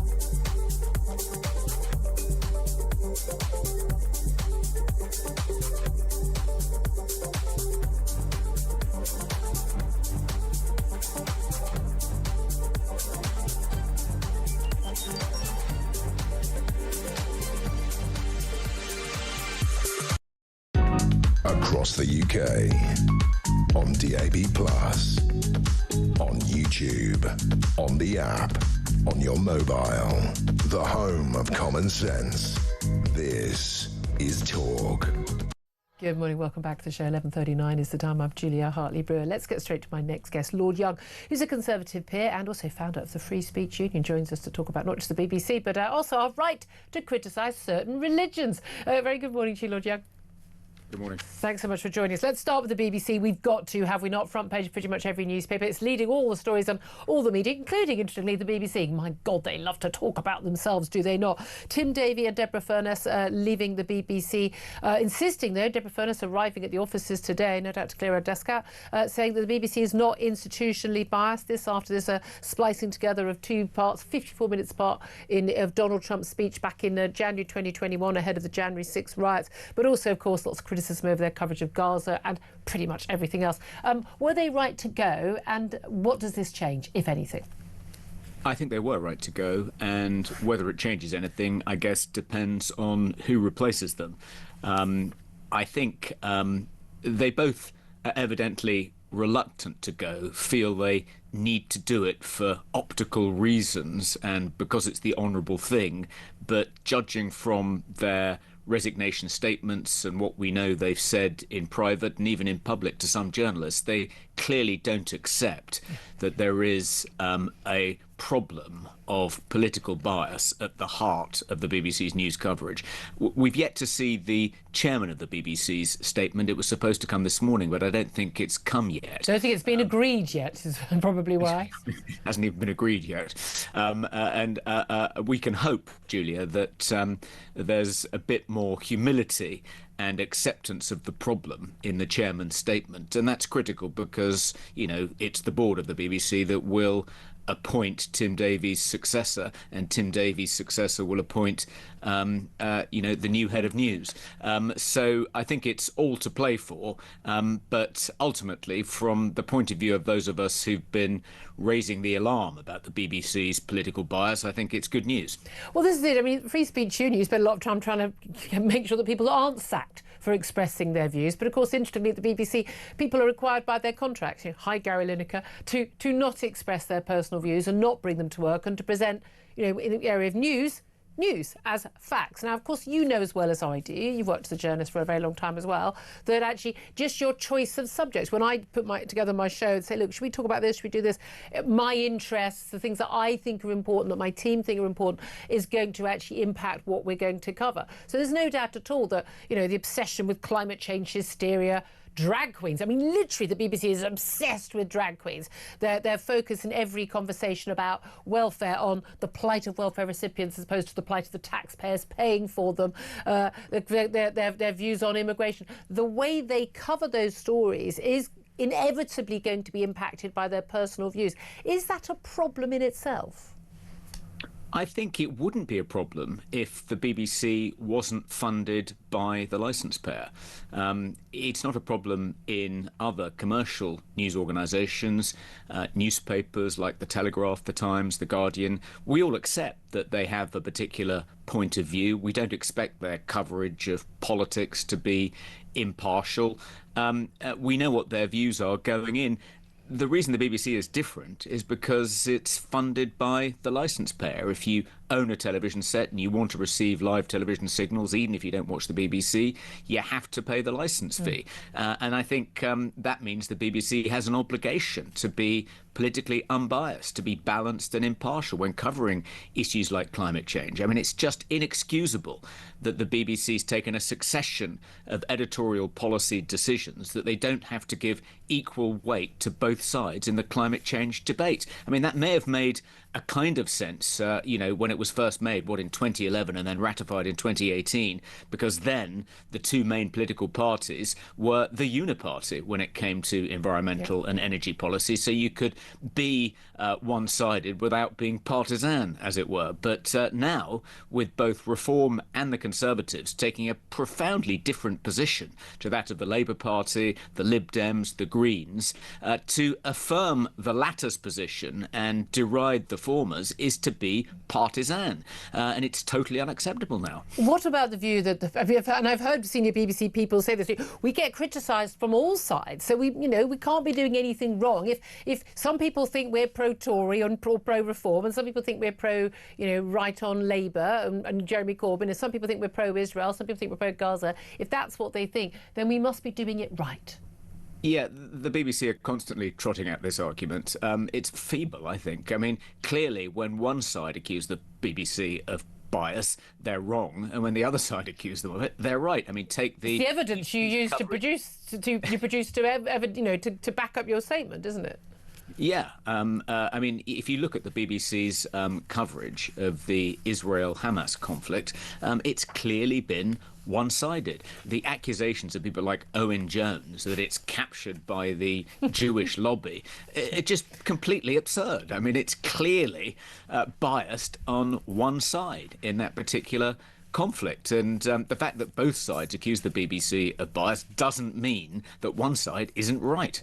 It is quite bizarre, isn't it? And what do you make also? I mean, it's something we talked a lot about, a lot of the cases that you bring at the Free Speech Union, protecting people's rights to express, we call this gender critical beliefs. No, to express the biological fact that men are not women, women are not men, and they cannot change their sex. There is nothing controversial about this view whatsoever, although that is one of the things that you will actually get a discipline for at the BBC if you're Martin Croxall saying, it's pregnant women, not pregnant people, or if you're Justin Webb and saying a trans woman is a biological male, then you get disciplined. But making up something completely about from Hamas officials about Gaza, that's absolutely fine apparently. But apparently one of the things that's come out in this report is that some of the younger folk at the BBC, we've had this problem, a lot of us in many of the offices we've worked in, they are of the view that they shouldn't interview people like J.K. Rowling, one of the most successful writers of her generation, one of the biggest sort of soft power exports this country's ever had, certainly in the last 100 years.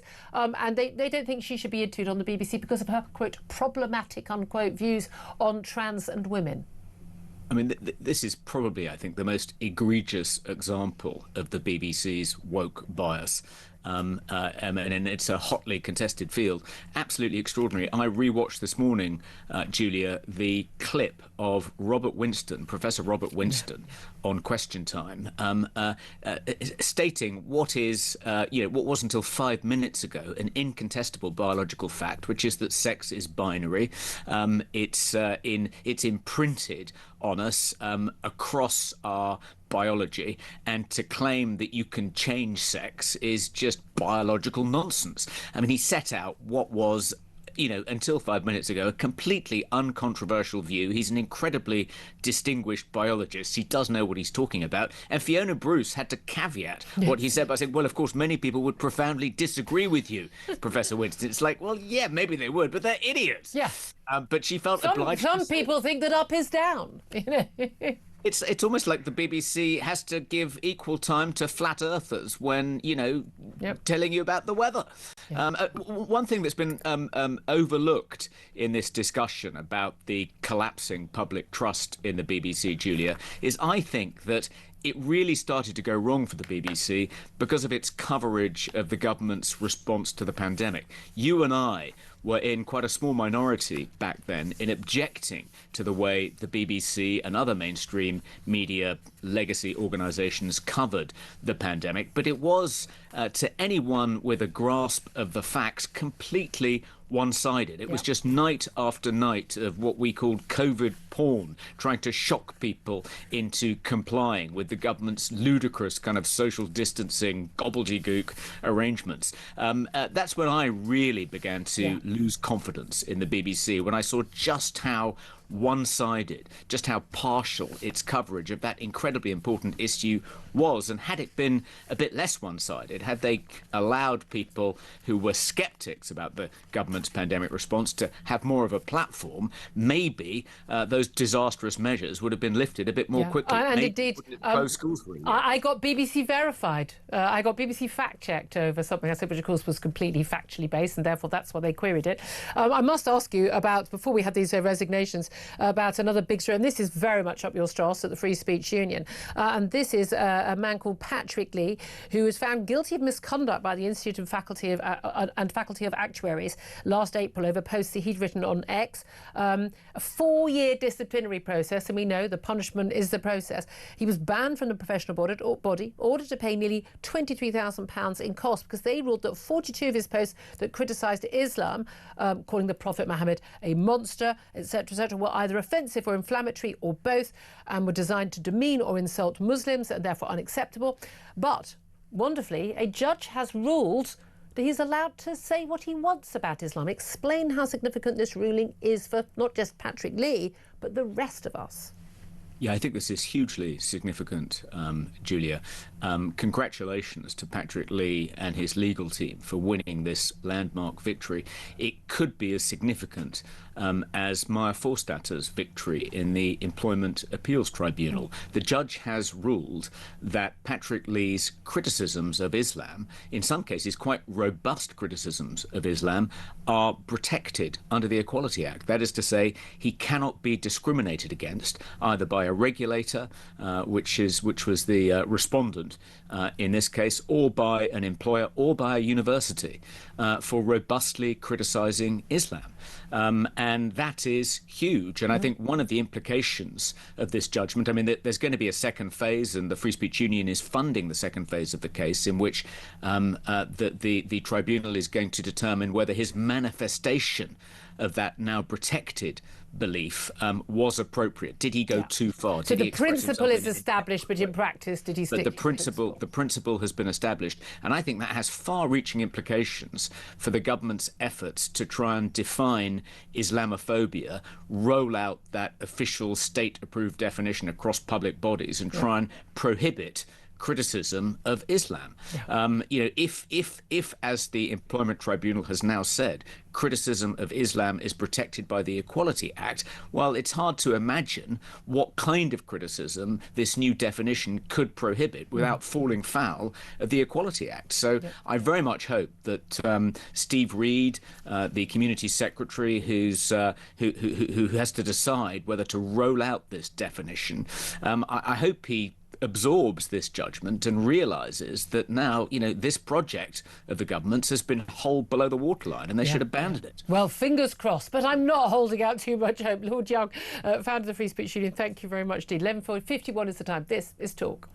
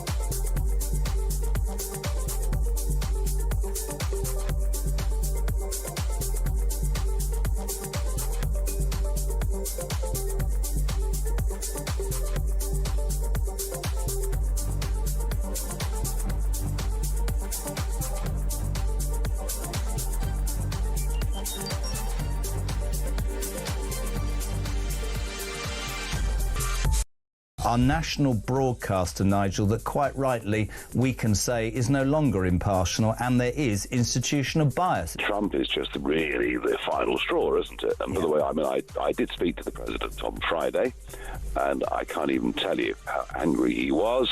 As he said, is this how you treat allies? I mean, it's a very strong point. It's a very strong point, isn't it? I mean, without America, we are basically defenceless, and to be stitched up by our national broadcaster, really, he was very, very angry. Big news coming this December. Our talkTV app is moving to the Talk app. You can watch, catch up and listen to all your favourite shows and podcasts anytime, anywhere, all on the Talk app. From Monday, 1st of December, the talkTV app will no longer exist, so don't miss out. So head over to your App Store or Google Play and search Talk now.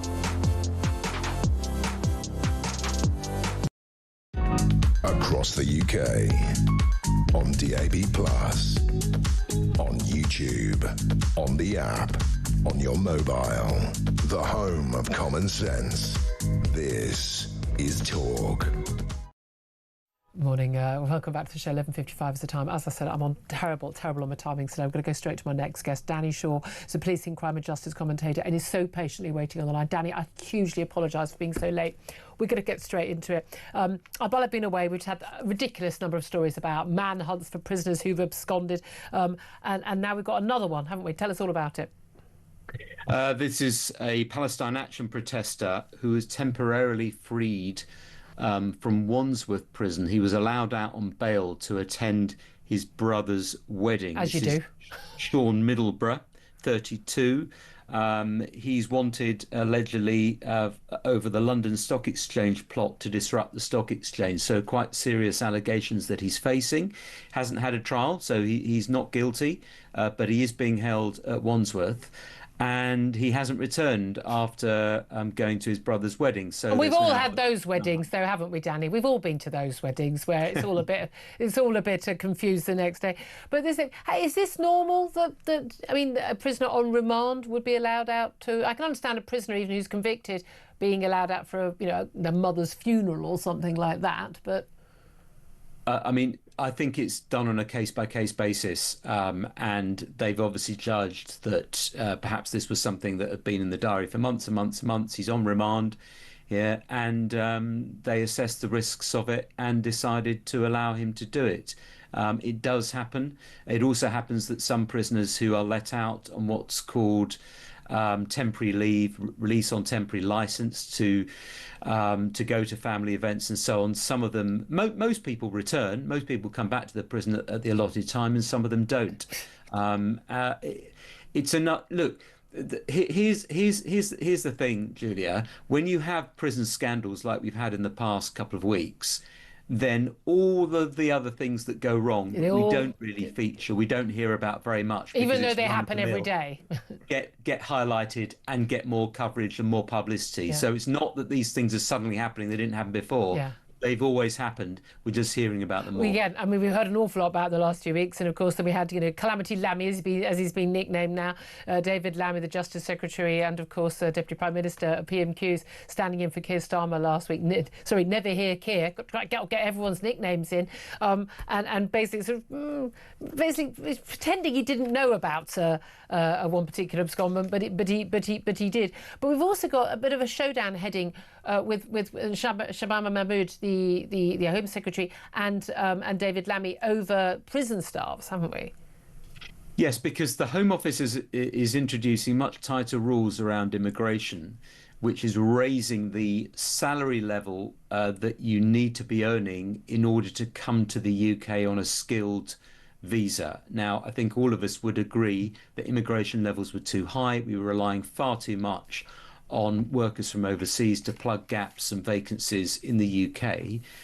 But so the levels have been raised to try and bring down the numbers and reduce Britain's reliance on overseas labour. Flip side of that is there are going to be some occupations and professions that are going to really struggle, and one of those is prison officers, because there are a large number of prison guards that I think came from Nigeria, I think Ghana as well. Yeah. And now maybe underneath that earnings threshold. Yeah. And of course we've got a shortage of prison officers, and we know that's one of the reasons why I've been recruiting from abroad. I have a feeling we're going to be talking about that story again in the future, and I promise I will leave more time for it. Danny Shaw, thank you so much for joining us. We're going to take a quick break, get to the news, then we're going to be talking to former Security Minister Tom Tugendhat. This is Talk.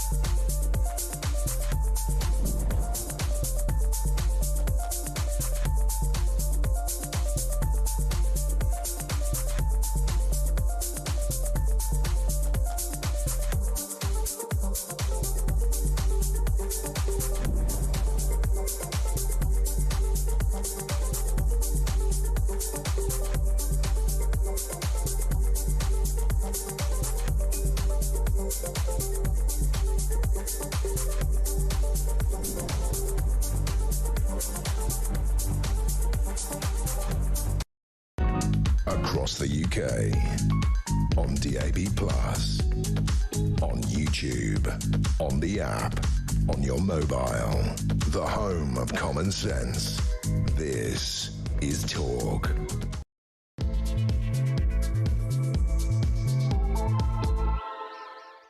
Good afternoon. Welcome back to the show. It's 2 minutes past 12 o'clock. This is Talk, the home of common sense, with me, Julia Hartley-Brewer. We are not institutionally biased. Oh, no, not me. I'm definitely biased. Maybe not institutionally, but definitely biased, because all of my biases are not unconscious. Very, very, very conscious, because they're based on facts as I know them, as I understand them. And when new facts come in, I change my view, whether it's on things like lockdown or climate change or anything, Brexit, anything like that. I do change my views based on the facts, but it's difficult to know what the facts are, because you'd think that having a trusted broadcaster paid for by the state under penalty of going to prison if you don't pay the fine, if you don't pay for your licence fee, you'd think that the BBC would be a place we could get the facts, and yet we can't. And yet the BBC is now facing its worst crisis more than a decade after both the Director General, Tim Davie, and its Head of News, Deborah Turness, quit last night over revelations about bias at the broadcast. Well, they've been picked up by Nigel Farage, the Reform UK leader. He's been given a speech today at press conference about Reform being the party of small business, and governments only listen to big business, which is certainly the case. CBI gets far more say than, to say, the Federation of Small Businesses, even though they represent far more people, not just businesses, but also far more employees.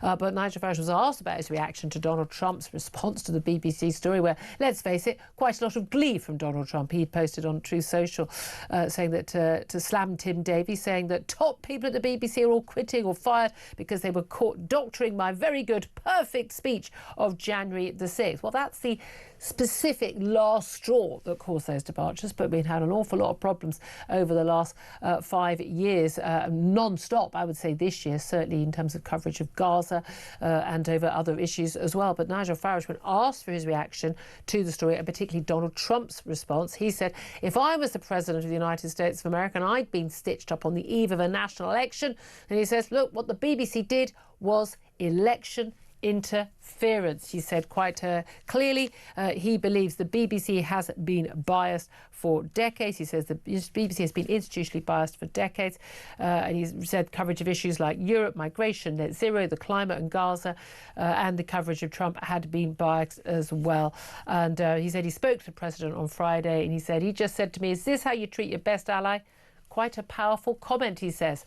We're going to be talking about all of that. We're going to talk to Tom Tugendhat, the Conservative MP and former Security Minister, in a few moments. Also, in the next half hour, I'm going to talk to a former BBC executive, Danny Cohen. He's now a columnist at The Telegraph, which, of course, broke the big story, this internal report that basically no action was taken on whatsoever until, of course, it went to the front page of The Telegraph. But let me bring in Benedict Spence. He's a Conservative commentator joining us throughout the show.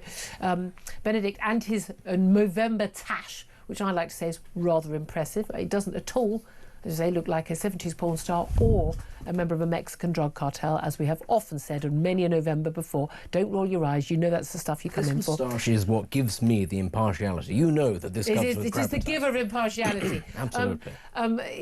What do you reckon of what Nigel Farage has had to say? The BBC, that it was blatant, it was election interference, and that the BBC is institutionally biased. Oh, OK. Election interference, I possibly wouldn't go that far. I understand that Nigel Farage is going to try and make hay out of this. He's good friends with Donald Trump, actually. You know, we need to remember that, and he's always going to use this as an opportunity to bolster and also take a pot shot. Institutionally biased, I think there's more and more evidence of that sort of thing, certainly on Donald Trump, because I think it's been easy to be institutionally biased against Donald Trump, because he's not really our problem. He sort of is, but sort of isn't. Would that have influenced, would what the BBC have written influence the American election? I doubt it. Put it this way, I doubt the average Republican voter cares two hoots what the BBC or anybody in the UK, frankly, has to say. I think they're very sort of focused, single-minded on what sort of news sources they listen to. So I doubt you can say it's election interference. But bias, yes. I think very clearly there is bias. Certainly there was a lot of bias against Donald Trump because it was cheap and it was easy to do and you could get a laugh out of it, and a lot of people in the corporation thought that he was a fascist and ghastly and all that sort of thing. Elsewhere, I also think on things like the trans issue and Gaza to a certain extent as well, we have begun to see what you could say is certainly a pattern of behaviour that you could put down as, yeah, there's something not quite right there, is there? So that's on 3 things that I think that's too much to just go, oh, that's a coincidence. These aren't one-offs. And again, the fact that the people who resigned are talking about this mistake, in inverted commas, about the documentary, the Panorama documentary about the US election, went out just before the election, November 2024. But it included this footage from January the 6th, 2021, this speech that Donald Trump made. It's not a mistake when you splice together 2 comments as if they were made seamlessly together when they are 54 minutes apart. You don't it's not possible to accidentally do that. And the fact that no one noticed it, and then months later there was a report into it, and then nothing was done and no one did anything. And as far as we're aware, there's been no action and no, I mean, frankly, no heads have rolled. And now it's the senior people for their failure. Well, let's face it, they've covered it up. That's what they've done. It's always the cover up that does it. I'd love to hear your thoughts on all of this. Give us a call, 0344 499 1000. Text the word talk and your message to 87222. You can get in touch at talkTV. Calls are charged the national rate. Text costs 1. Standard network rate message. We're going to get to more of your calls coming in thick and fast, I promise you, in the next 50 minutes or so. Let's talk now to Tom Tugendhat. He's a Conservative MP. He's also a former Security Minister and joins us now. Good afternoon to you, Tom. Julia, how are you? I feel I'm missing moustache. I'm so sorry. I'm not taking drugs for a cartel. Don't worry. Well, what are you doing? I'm sure I could give you a run for your money, but there we are. Look, let's go straight to the heart of the matter. Do you agree with Nigel Farage that this was election interference and that the BBC has been institutionally biased for decades? Look, what I think it is I think it's extremely poor editorial judgment. I think it's extremely demonstrative of one view of diversity, which is only in identity, not in thought. And it's very sadly demonstrating an institution that has got high on its own supply, if you like, and has, to continue the drugs metaphor, and has forgotten that actually what it should be doing is representing the whole of the United Kingdom and therefore being entirely factual. I mean, frankly, there are quite a lot of bits of this story that the Telegraph has, let's be honest, done us all a huge favour in reporting. Mm-hmm. But I think for me, the most egregious is the Donald Trump one. Not because it would have affected the election. It came out a long time after the election. And so, the idea that it would have had any significant effect in the United States, I don't think is credible. But because it is just flagrantly dishonest. It's just not true. And if you're setting up organisations like BBC Verify, or if you're claiming that the role of the BBC is to be a sort of nation shall speak peace unto nation, which is their motto, then you have to be honest. And I'm afraid the BBC quite clearly was not honest. Well, this is you talk about a poor editorial judgment. Can you excuse putting Bob Villain, carry him the singer shouting, death to the IDF and effing anti-Semites, and effing anti-Semites, not anti-Semites, effing whichever he was talking about at the time. Putting that and leaving that on the live feed for hours and hours and end.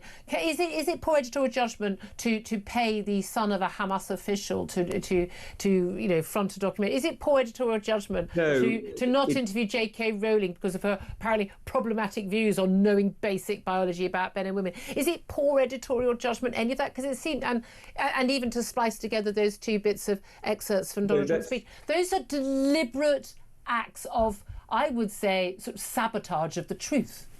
Right. So sorry, forgive me. Let me be clear what I meant by poor editorial judgment. I didn't mean that those were. I meant that the overall editors of the BBC are clearly, let's see who's in charge now, were clearly not keeping a proper judgment over who made up their teams. Within the teams, then there was some frank dishonesty, right? So, I mentioned the Donald Trump thing, which I think is, I don't see how you defend it other than as simple dishonesty. I'm afraid I did. With a political purpose.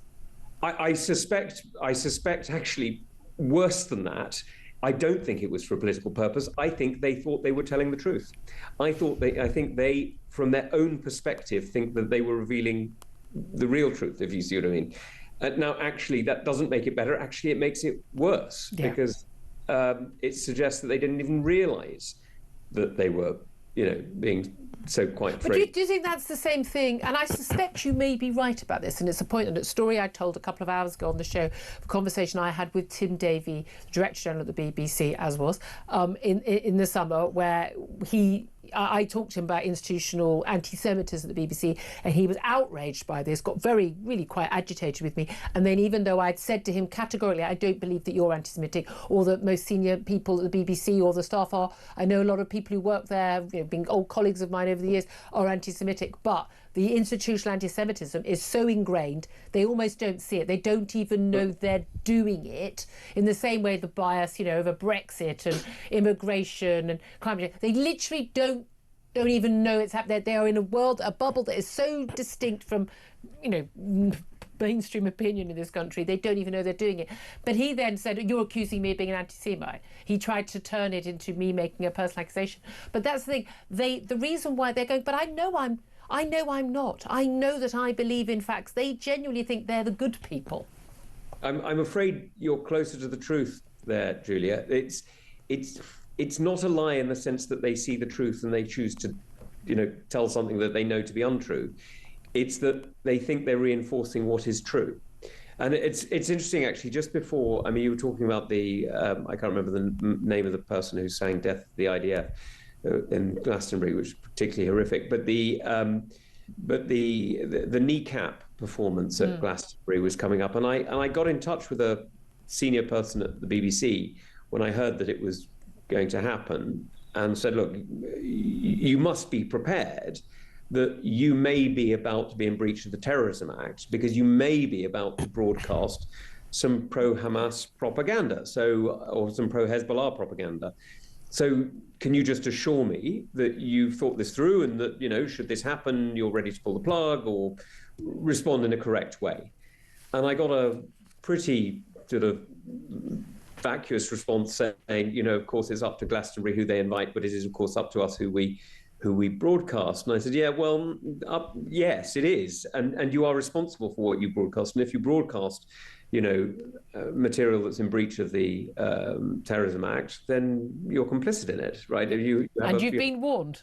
And you've it's not like warned. Out of the blue, Kylie Minogue spouted these views. No, exactly. This is somebody who had, for various reasons, the trial got dropped, but who had actually been charged by the police with the breach of the Terrorism Act, right?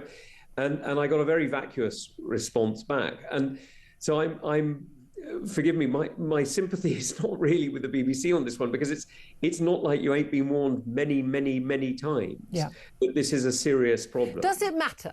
Does any of this matter? Yes, because again, we've got this is the front page of every newspaper. It is at the moment. It's been, as far as I gather, for most of the last week. It's leading, every news, virtually all we've talked about today. The BBC are talking about it. And we know the BBC likes talking about itself anyway. Always thinks it's a news story, but doesn't like it when it's critical of it. But does it really matter what this one media organisation does? Yes.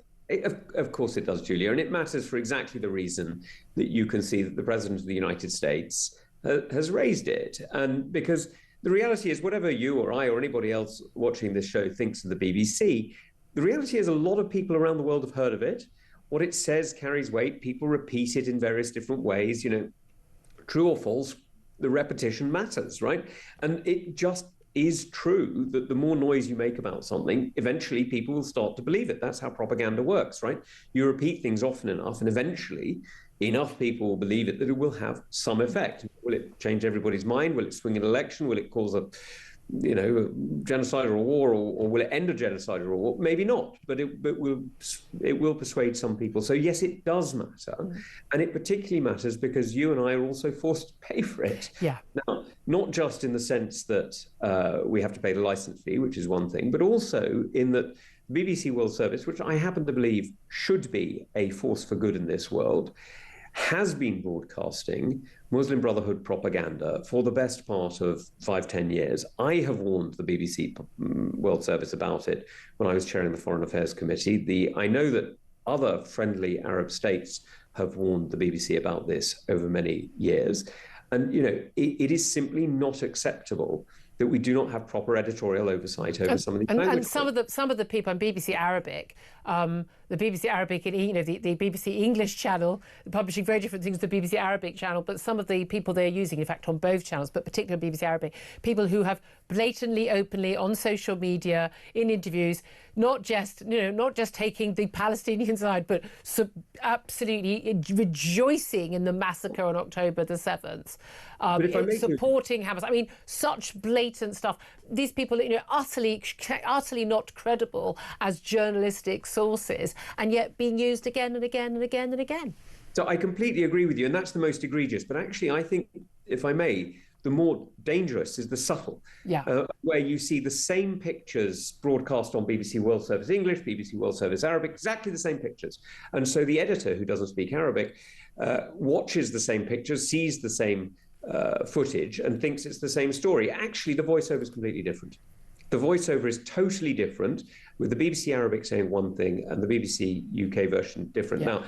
Now, I mean, as you know, I speak Arabic, not so well anymore, but I can still understand what's going on. And it's really striking that I've raised this, many times in the past with BBC, and, it carries on. Yeah, absolutely. Look, let's move on and talk from the BBC to the amazing men and women who made this conversation possible, because we live in a free country. We're not ruled by the Nazis, and there's incredible, particularly the men who died, who gave their lives at the ceremony yesterday and Remembrance Sunday. And this extraordinary interview that one of the D-Day heroes has given, he's a proud record as the country's oldest poppy seller. This is Alec Penston.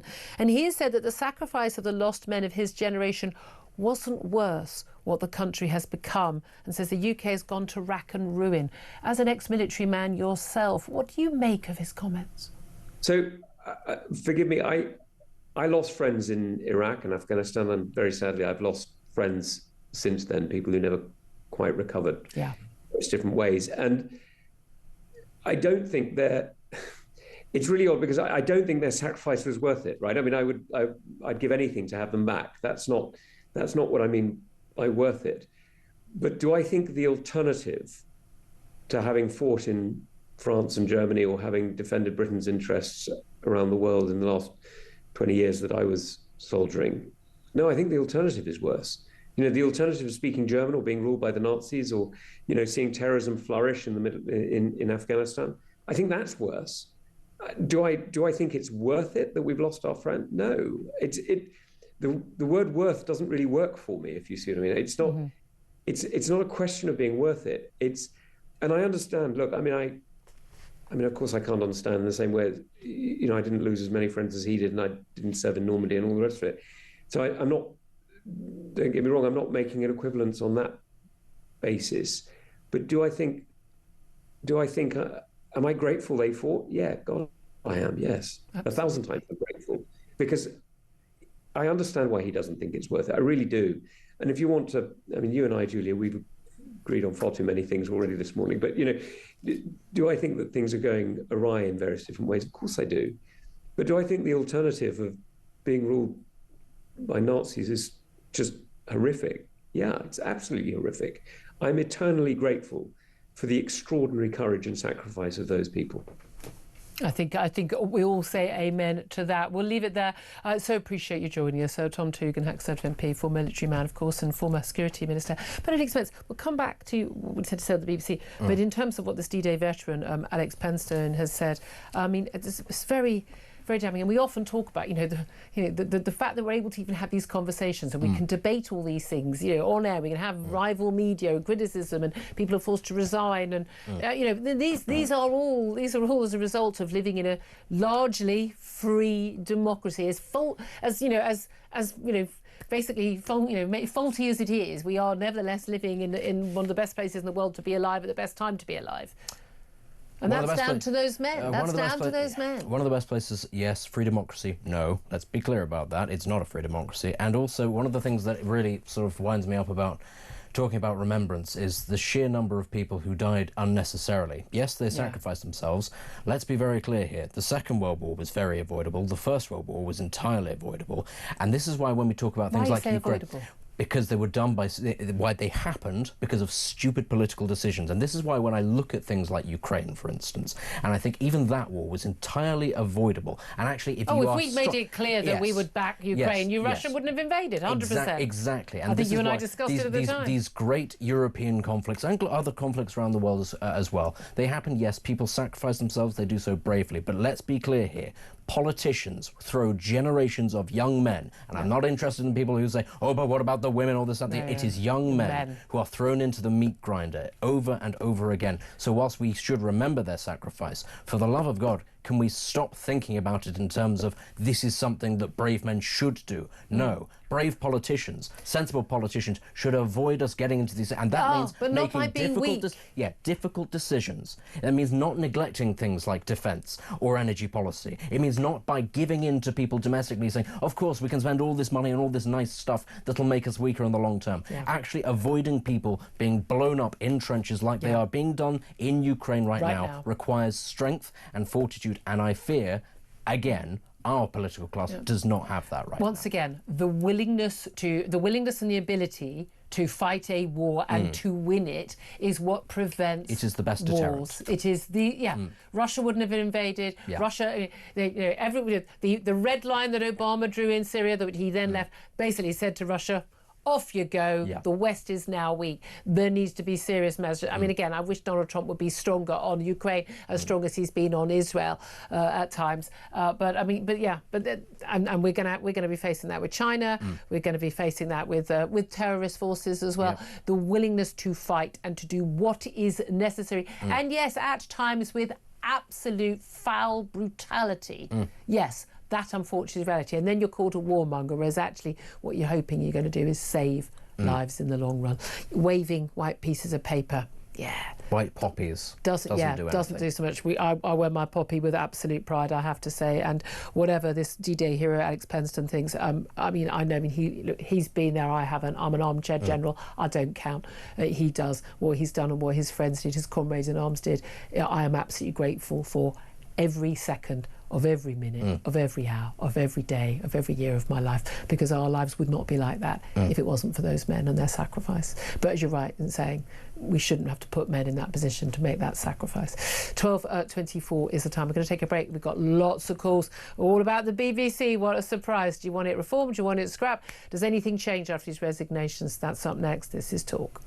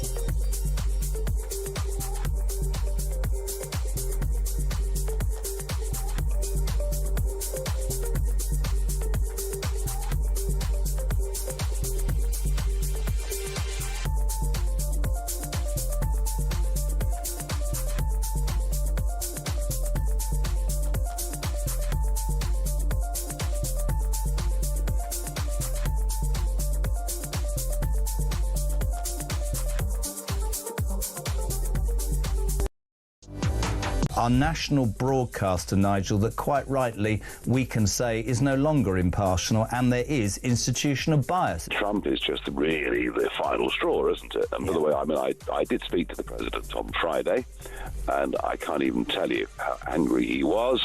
As he said, is this how you treat allies? I mean, it's a very strong point. It's a very strong point, isn't it? I mean, you know, without America, we are basically defenceless, and to be stitched up by our national broadcaster, really, he was very, very angry. Across the UK, on DAB+, on YouTube, on the app, on your mobile, the home of common sense. This is Talk. Very good afternoon. Welcome back to the show. 12:27 is the time. Well, the chairman of the BBC, Samir Shah, his letter written to the Culture Select Committee in the Commons has just been published. It's writing to MPs, basically making clear about the concerns about particularly this report from Michael Prescott. This is the whistleblower, former internal BBC man, former political journalist actually for the Sunday Times many years ago.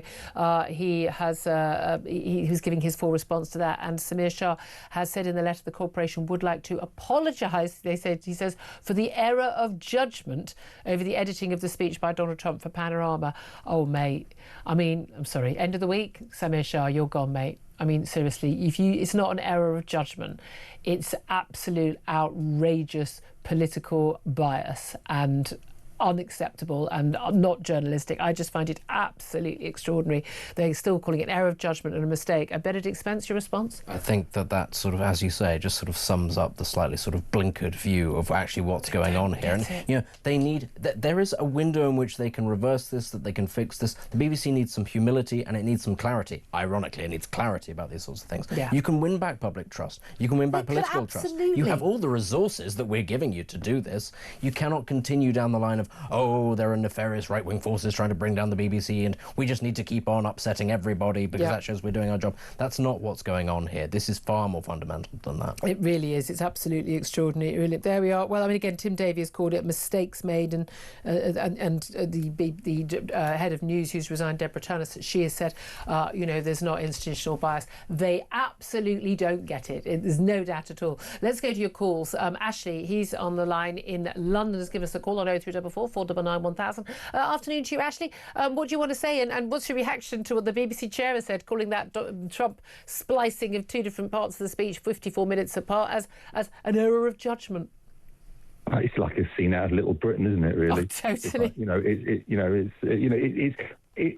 Everything is we learn by our mistakes. It's like a simple word that can be used that can dismiss any accountability or responsibility for decisions that were intentionally taken. Let's be clear about this. It's a bit like the school in Birmingham about adding pork to the list of things, and it's a human error. This is not a human error. This whole thing is the intent to deceive the public into believing someone said something, to incite the public's opinion to turn against a specific person. And that's the part that's so scary, because they do it with everything. And it's not every single person, not every single report, but a lot.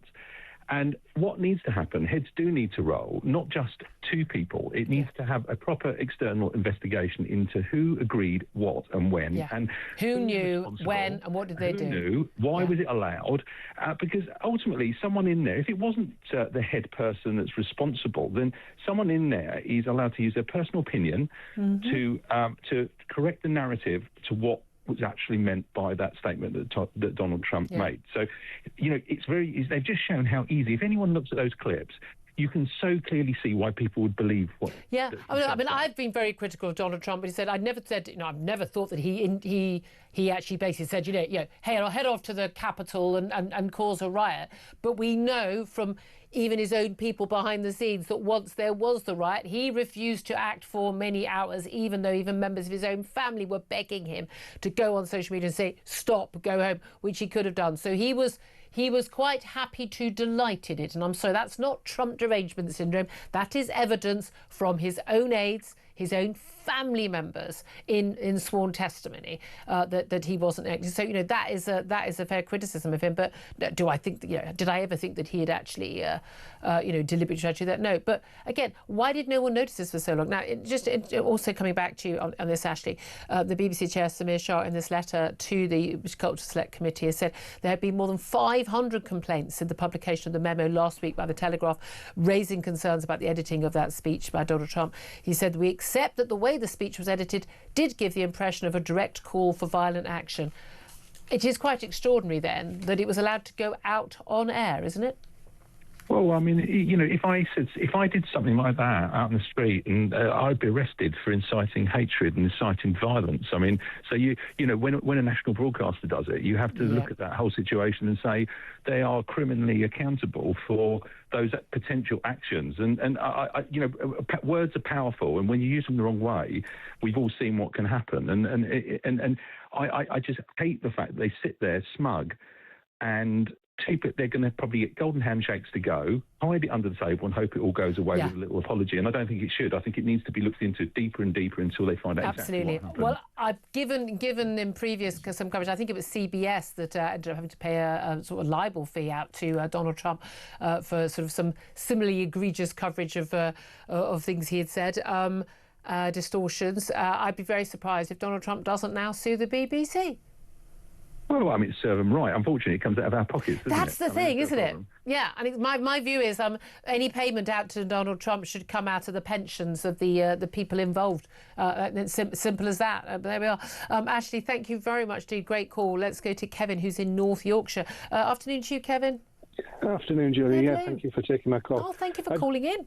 No, that's great. I just wanted to say that the comment by the chair just supports really what I was going to, the point I was going to make. I think decades now the BBC is recruited from the ideologically compromised youth and people from universities, and I think the point of making or trying to reform the BBC is pointless. I think their factual ignorance is only surpassed by their ideological and moral sort of lack of control, and I think they need to. It needs to be cut loose. It needs the whole thing to be let go. If they want to go and be the mouthpiece for the Guardian, let them go ahead and be it. But I think if we want a public broadcaster, then what we should do is start again afresh and set the rules aside to make sure this debacle doesn't happen. Do you know what? I think that's where we are. I'm quite happy to have a national broadcaster and us pay for it through taxation of some kind. But it needs to be a much smaller organisation, and it needs to be very, very clearly politically neutral. And again, I don't want to agree with everything or expect to agree with everything, but I certainly think, I mean, the people they're talking about as potential, alternatives, new bosses, Director General of the BBC, are completely unsuitable. It needs to be someone who's never worked at the BBC, someone, I believe in Nigel Farage, it has to be someone from way outside, proven track record in business, but with none of that bias, and someone who will absolutely rip it up and start again. Yeah, I think that's right. And I think, like I say, if we want one, maybe it's worth asking the public whether they want a public broadcast. I don't think this issue of separating the news from it is potentially a good one. I think at the end of the day, the problem we've got with wokeism throughout national television. Oh, it's in every documentary. I mean, you can't. I haven't enjoyed a David Attenborough documentary for years. Oh, I'm going to get my lecture now, aren't I? Absolutely, and that problem and wokeism throughout advertising is a problem which has been a recent issue. I think we need a public, if we're going to have a public, but I don't say we need one, but if we do public decide they want one, then we need to start afresh, and we need to say these are the rules that you will abide by. There will be no bias in any form whatsoever. It will be factual from top to bottom. It will represent in it the representation of the different demographics in the population, and it will not over-represent, and all these things should be taken into account if we decide we want one. Absolutely. I couldn't agree with you on all of that more. Kevin, thank you very much indeed. Just final word on that to Benedict Spence sitting in the studio with me. I mean, that's the thing. Maybe we should ask, do people still want this? Given how few people actually watch the BBC right now, given how You know, again, you can say, well, I don't watch talk, listen to talk. Yeah, but you don't have to pay for me. That's the difference. I think the key thing is actually if it is impartial news gathering, and it's not simply for their domestic consumption. Also, there are people all around the world who, for decades, have relied on the BBC perhaps where their own only source. Yeah, absolutely. And I do think that there is a moral good actually, as well as a soft power good. But when it comes to the entertainment side, let that compete with the Netflixes of the world. If it's if you can monetize it, actually, why then should we necessarily? Well, be they paying do monetize it, but then they keep that money. We don't get it back. If it can stand on its own 2 feet, let the commercial wing, let the entertainment wing of the BBC be fully commercialised. Let it compete. Let it truly sort of, be this soft power thing, and let the news gathering be a separate entity that I think we all understand we need to pay for. Yeah. Okay, very interesting. I'd love to hear your thoughts on this. Give us a call 0344991000. We'll talk to my next guest just a couple of moments. It's Danny Cohen. He's a former BBC executive who's led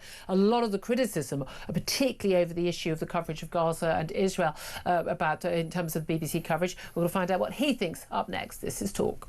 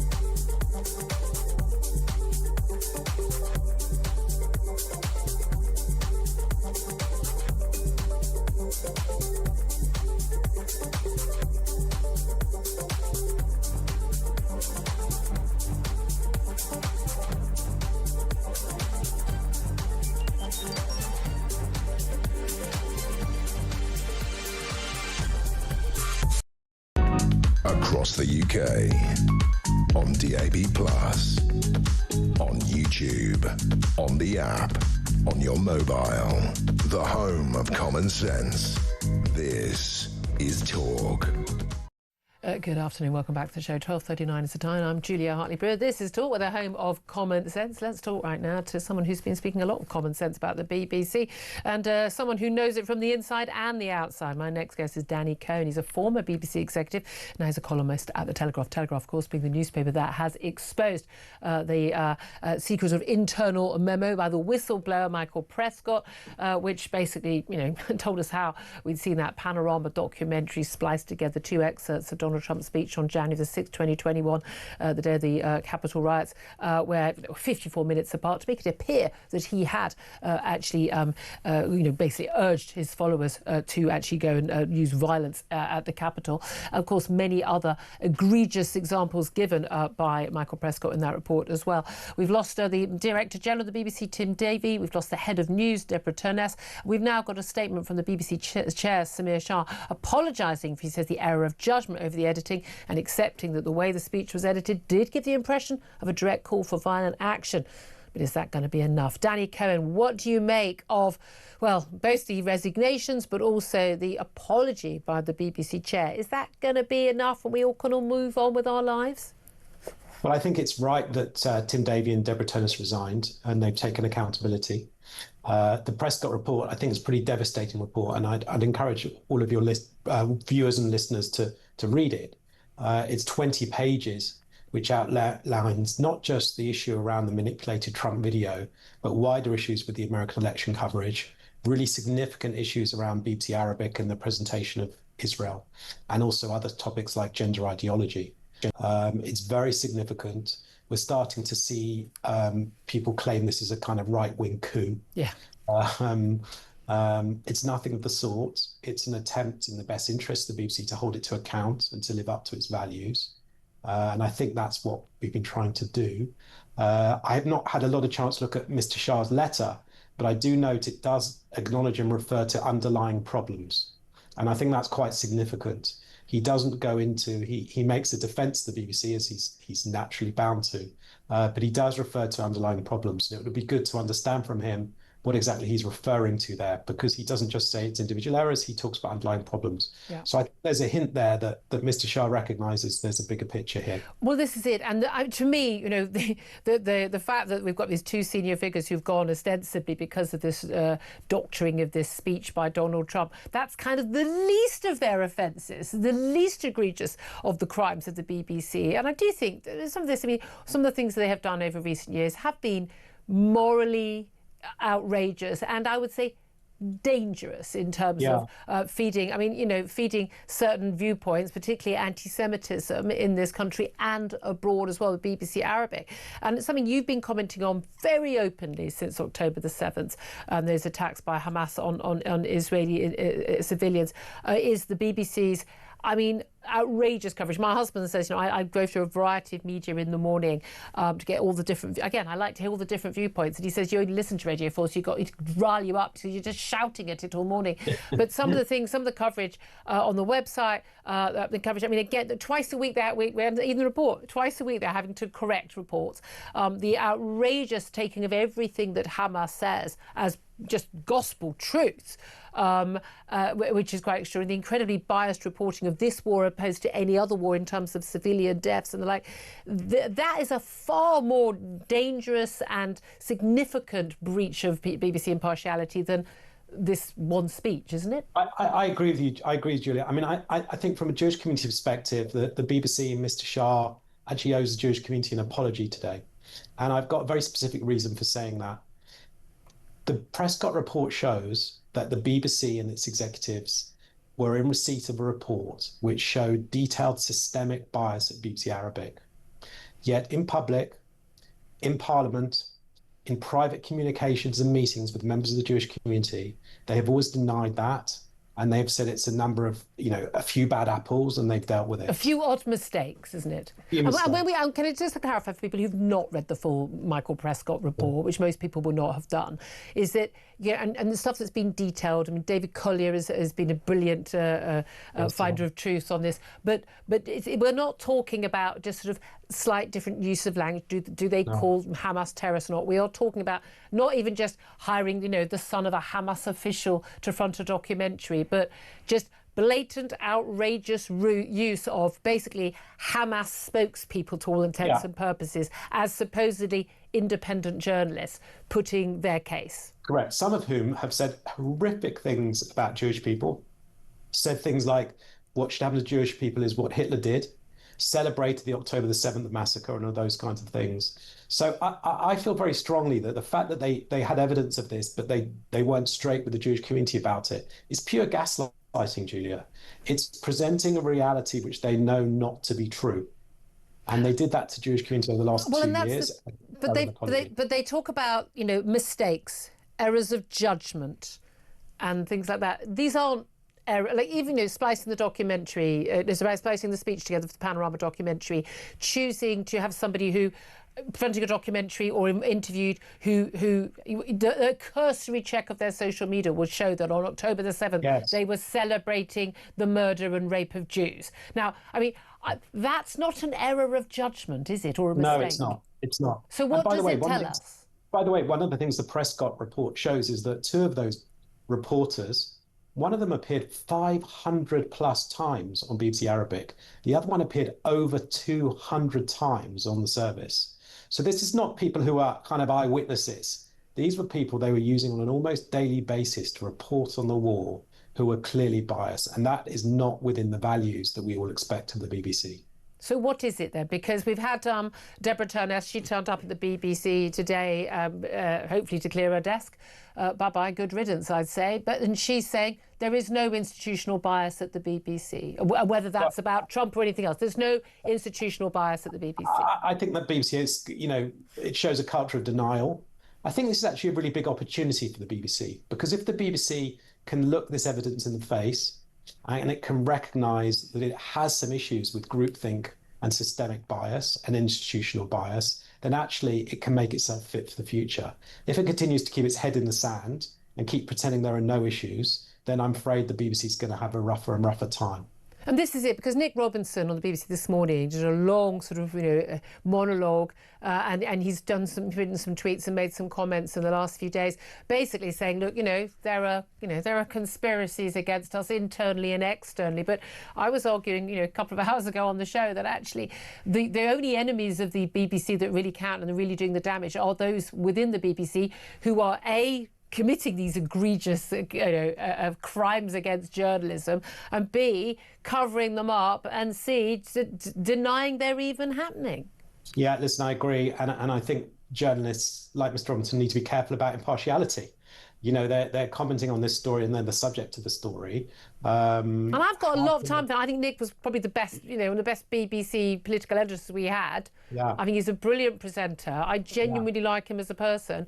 But the problem is that he, like so many of us, they are just caught up completely in this bubble where they don't even know what they're doing.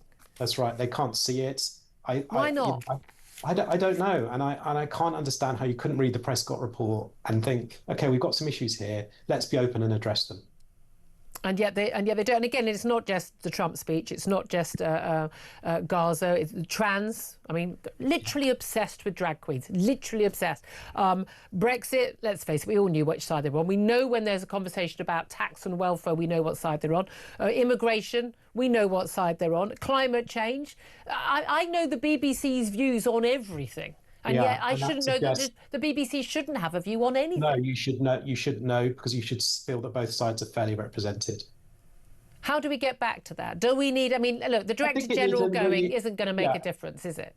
I think it needs a really open, long-term dialogue within the BBC, within BBC News, and try and make people understand that for the sake of the BBC, we need them to be more open and to break out of this groupthink. Do you think they can do that? See, I don't think you need a dialogue. I think people need to be told, you need to stop doing this or you're sacked. Yeah, I agree. Only time will tell, and we need strong leadership. I must forgive me. I must go. I know. I've just realised I was only supposed to keep you till 40. I do apologise. Danny Cohen, come back on again. Great to hear from you. Benedict Spence, do you think the BBC survives this long term? Oh, I think it does survive it long term. I think that the institution itself is too large. There are too many vested interests. But I think to make its life easier, it does have to change. And I think that if there is enough pressure politically and from the public, it will change. I do hold out hope that it can happen, but it does need to be strong-armed. Probably going to involve people not paying their licence fee. It will involve pain for the BBC. It will involve actual protest and people making it clear that they won't just put up with it. But that's how political change is enacted, I suppose. Well, we're going to talk to Taxpayers Alliance up next, actually about other taxpayers' ways, but I wonder if they've also got a view on the BBC, because it is a tax. Licence fee is a tax, is it not? We're going to go to a quick break and come back with that in just a couple of moments. This is Talk.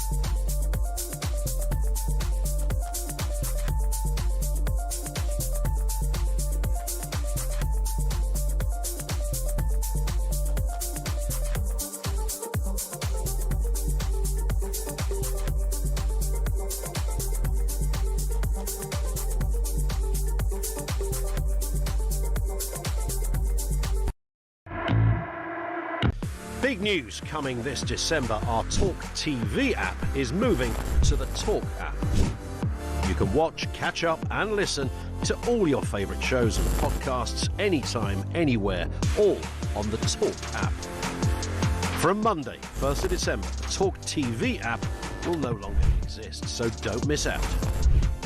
So head over to your App Store or Google Play and search Talk now.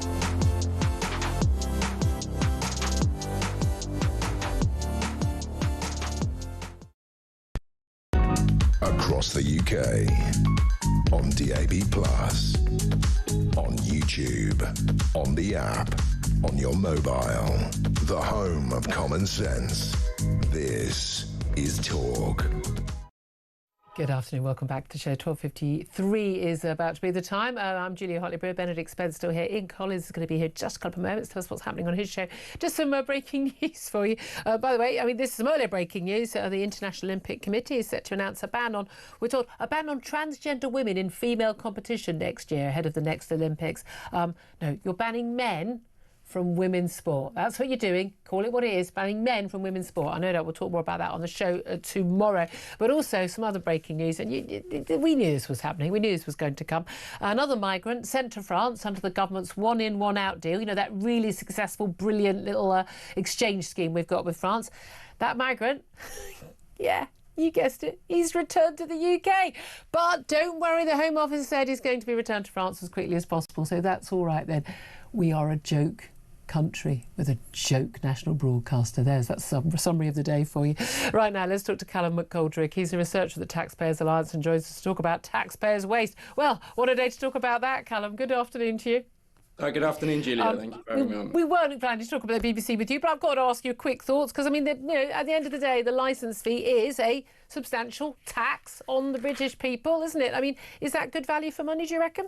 Absolutely not. The TV licence fee should be scrapped. It's a tax on watching TV, and I think it's been proven again. It's something we already knew, but the BBC very often fails to actually be an impartial broadcaster, and the fact that they can demand a tax to watch other channels is just not fair. It is quite bizarre, isn't it? You think if you're getting a special service from them, this neutral, wonderful, unbiased, uninstitutionally biased, apparently, news, then that's one thing. But I think we all know we're not getting that anymore.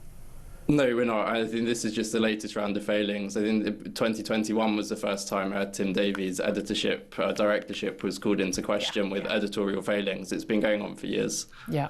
It doesn't seem to matter who's in the job, they always seem to fail. Let me ask you also about this extraordinary revelation. Again, I don't know why I'm shocked by any of these things anymore. Apparently the British public is footing a £20 million bill to train tax collectors. And you might think, well, yes, obviously we have to train tax collectors, except for some reason we're training tax collectors in Ethiopia. What? Yeah, the scheme is actually even more ridiculous than this. It's to make Ethiopia's tax system more competitive for businesses. I don't think anyone's told the Foreign Office that we have the longest and most complex tax code in the world. So perhaps the Treasury would be a better recipient of that money. Yeah, maybe we could train them up and then they could train our people up. Well, yeah, it's obviously just sort of a big Ponzi scheme, a way to give money away to various sort of politicians and friendly. But why? I don't understand why. It's funded by the Foreign Commonwealth and Development Office, OK, but why on earth? They say it's going to help Ethiopia raise more revenue so it can become less dependent on aid. I don't see why that's my problem. Yeah, it's not our responsibility at all. It's part of a 15 billion aid package that we give away annually. This is just the 20 million that's going to Ethiopia for just this one scheme. And you think, yeah, I don't see how British taxpayers are ever going to receive a return on this. Also, by the way, that's a heck of a lot of tax collectors. It is, and the scheme has actually done supposedly a good job at training them up. But like you said, HMRC is a disaster here. I should study Home Safe for 20 million quid. This is a smaller sum of money, but this will also irk people. Yet another debt-ridden Labour council, Blackpool Council, where I've been to Blackpool many a time at party conference. They've got a lot of problems there.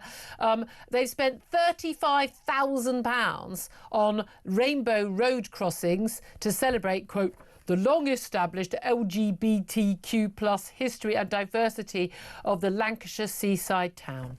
35 grand on a painting of zebra crossing in the colours of the pride flag.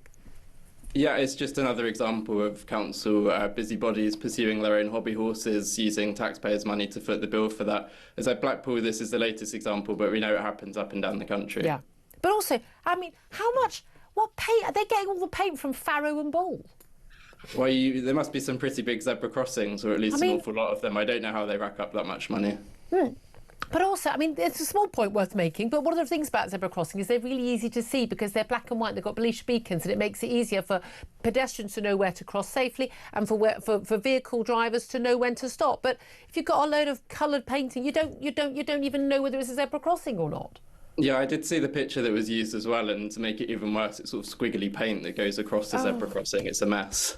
Oh, I hate this stuff. Genuinely, I want a law that bans them. And they say, we haven't got enough money to do, Meals on Wheels for elderly or social care or to take kids into care who are being abused. But, yeah, we've got 35 grand just spare down the back of the sofa for this. It's maddening. Callum McGoldrick, thank you so much for joining us, researcher at Taxpayers Alliance. Benedict Spence. I mean, it's nice to know the world is still quietly mad while the BBC immolates. I'm amazed by the idea that we're funding tax collection in Ethiopia. It's just astonishing. We're not collecting enough tax. Why? We haven't got any money. OK, well, we're going to train some tax collectors. Great, you've trained them. We still don't have any money. Great. What a fantastic use of money that is. It is absolutely extraordinary. I mean, one of the least of the many extraordinary stories that we've got to talk about today. Ian Collins is here. Ian, we have a feast, a smorgasbord. It is a feast, but please leave the zebra crossings alone. Not everything is black and white, Julia, as you know. Listen, I think it adds a nice touch of class, frankly, to the... I mean, you can't... These people are ill, by the way. There's something wrong with them. Somebody at a meeting went, I've got this idea. That's what I always find interesting. There's an individual somewhere that came up with it, and everyone in the room went, that's a good idea. Yeah. It's also the LGBTQ+. It's like, what is the plus? Yeah. The T's got nothing to do with the LGB. The Q is just basically unattractive people with weird hair. That's what Q means. I'm not part of this organisation. What are you talking about? How do you rate the Tash, by the way?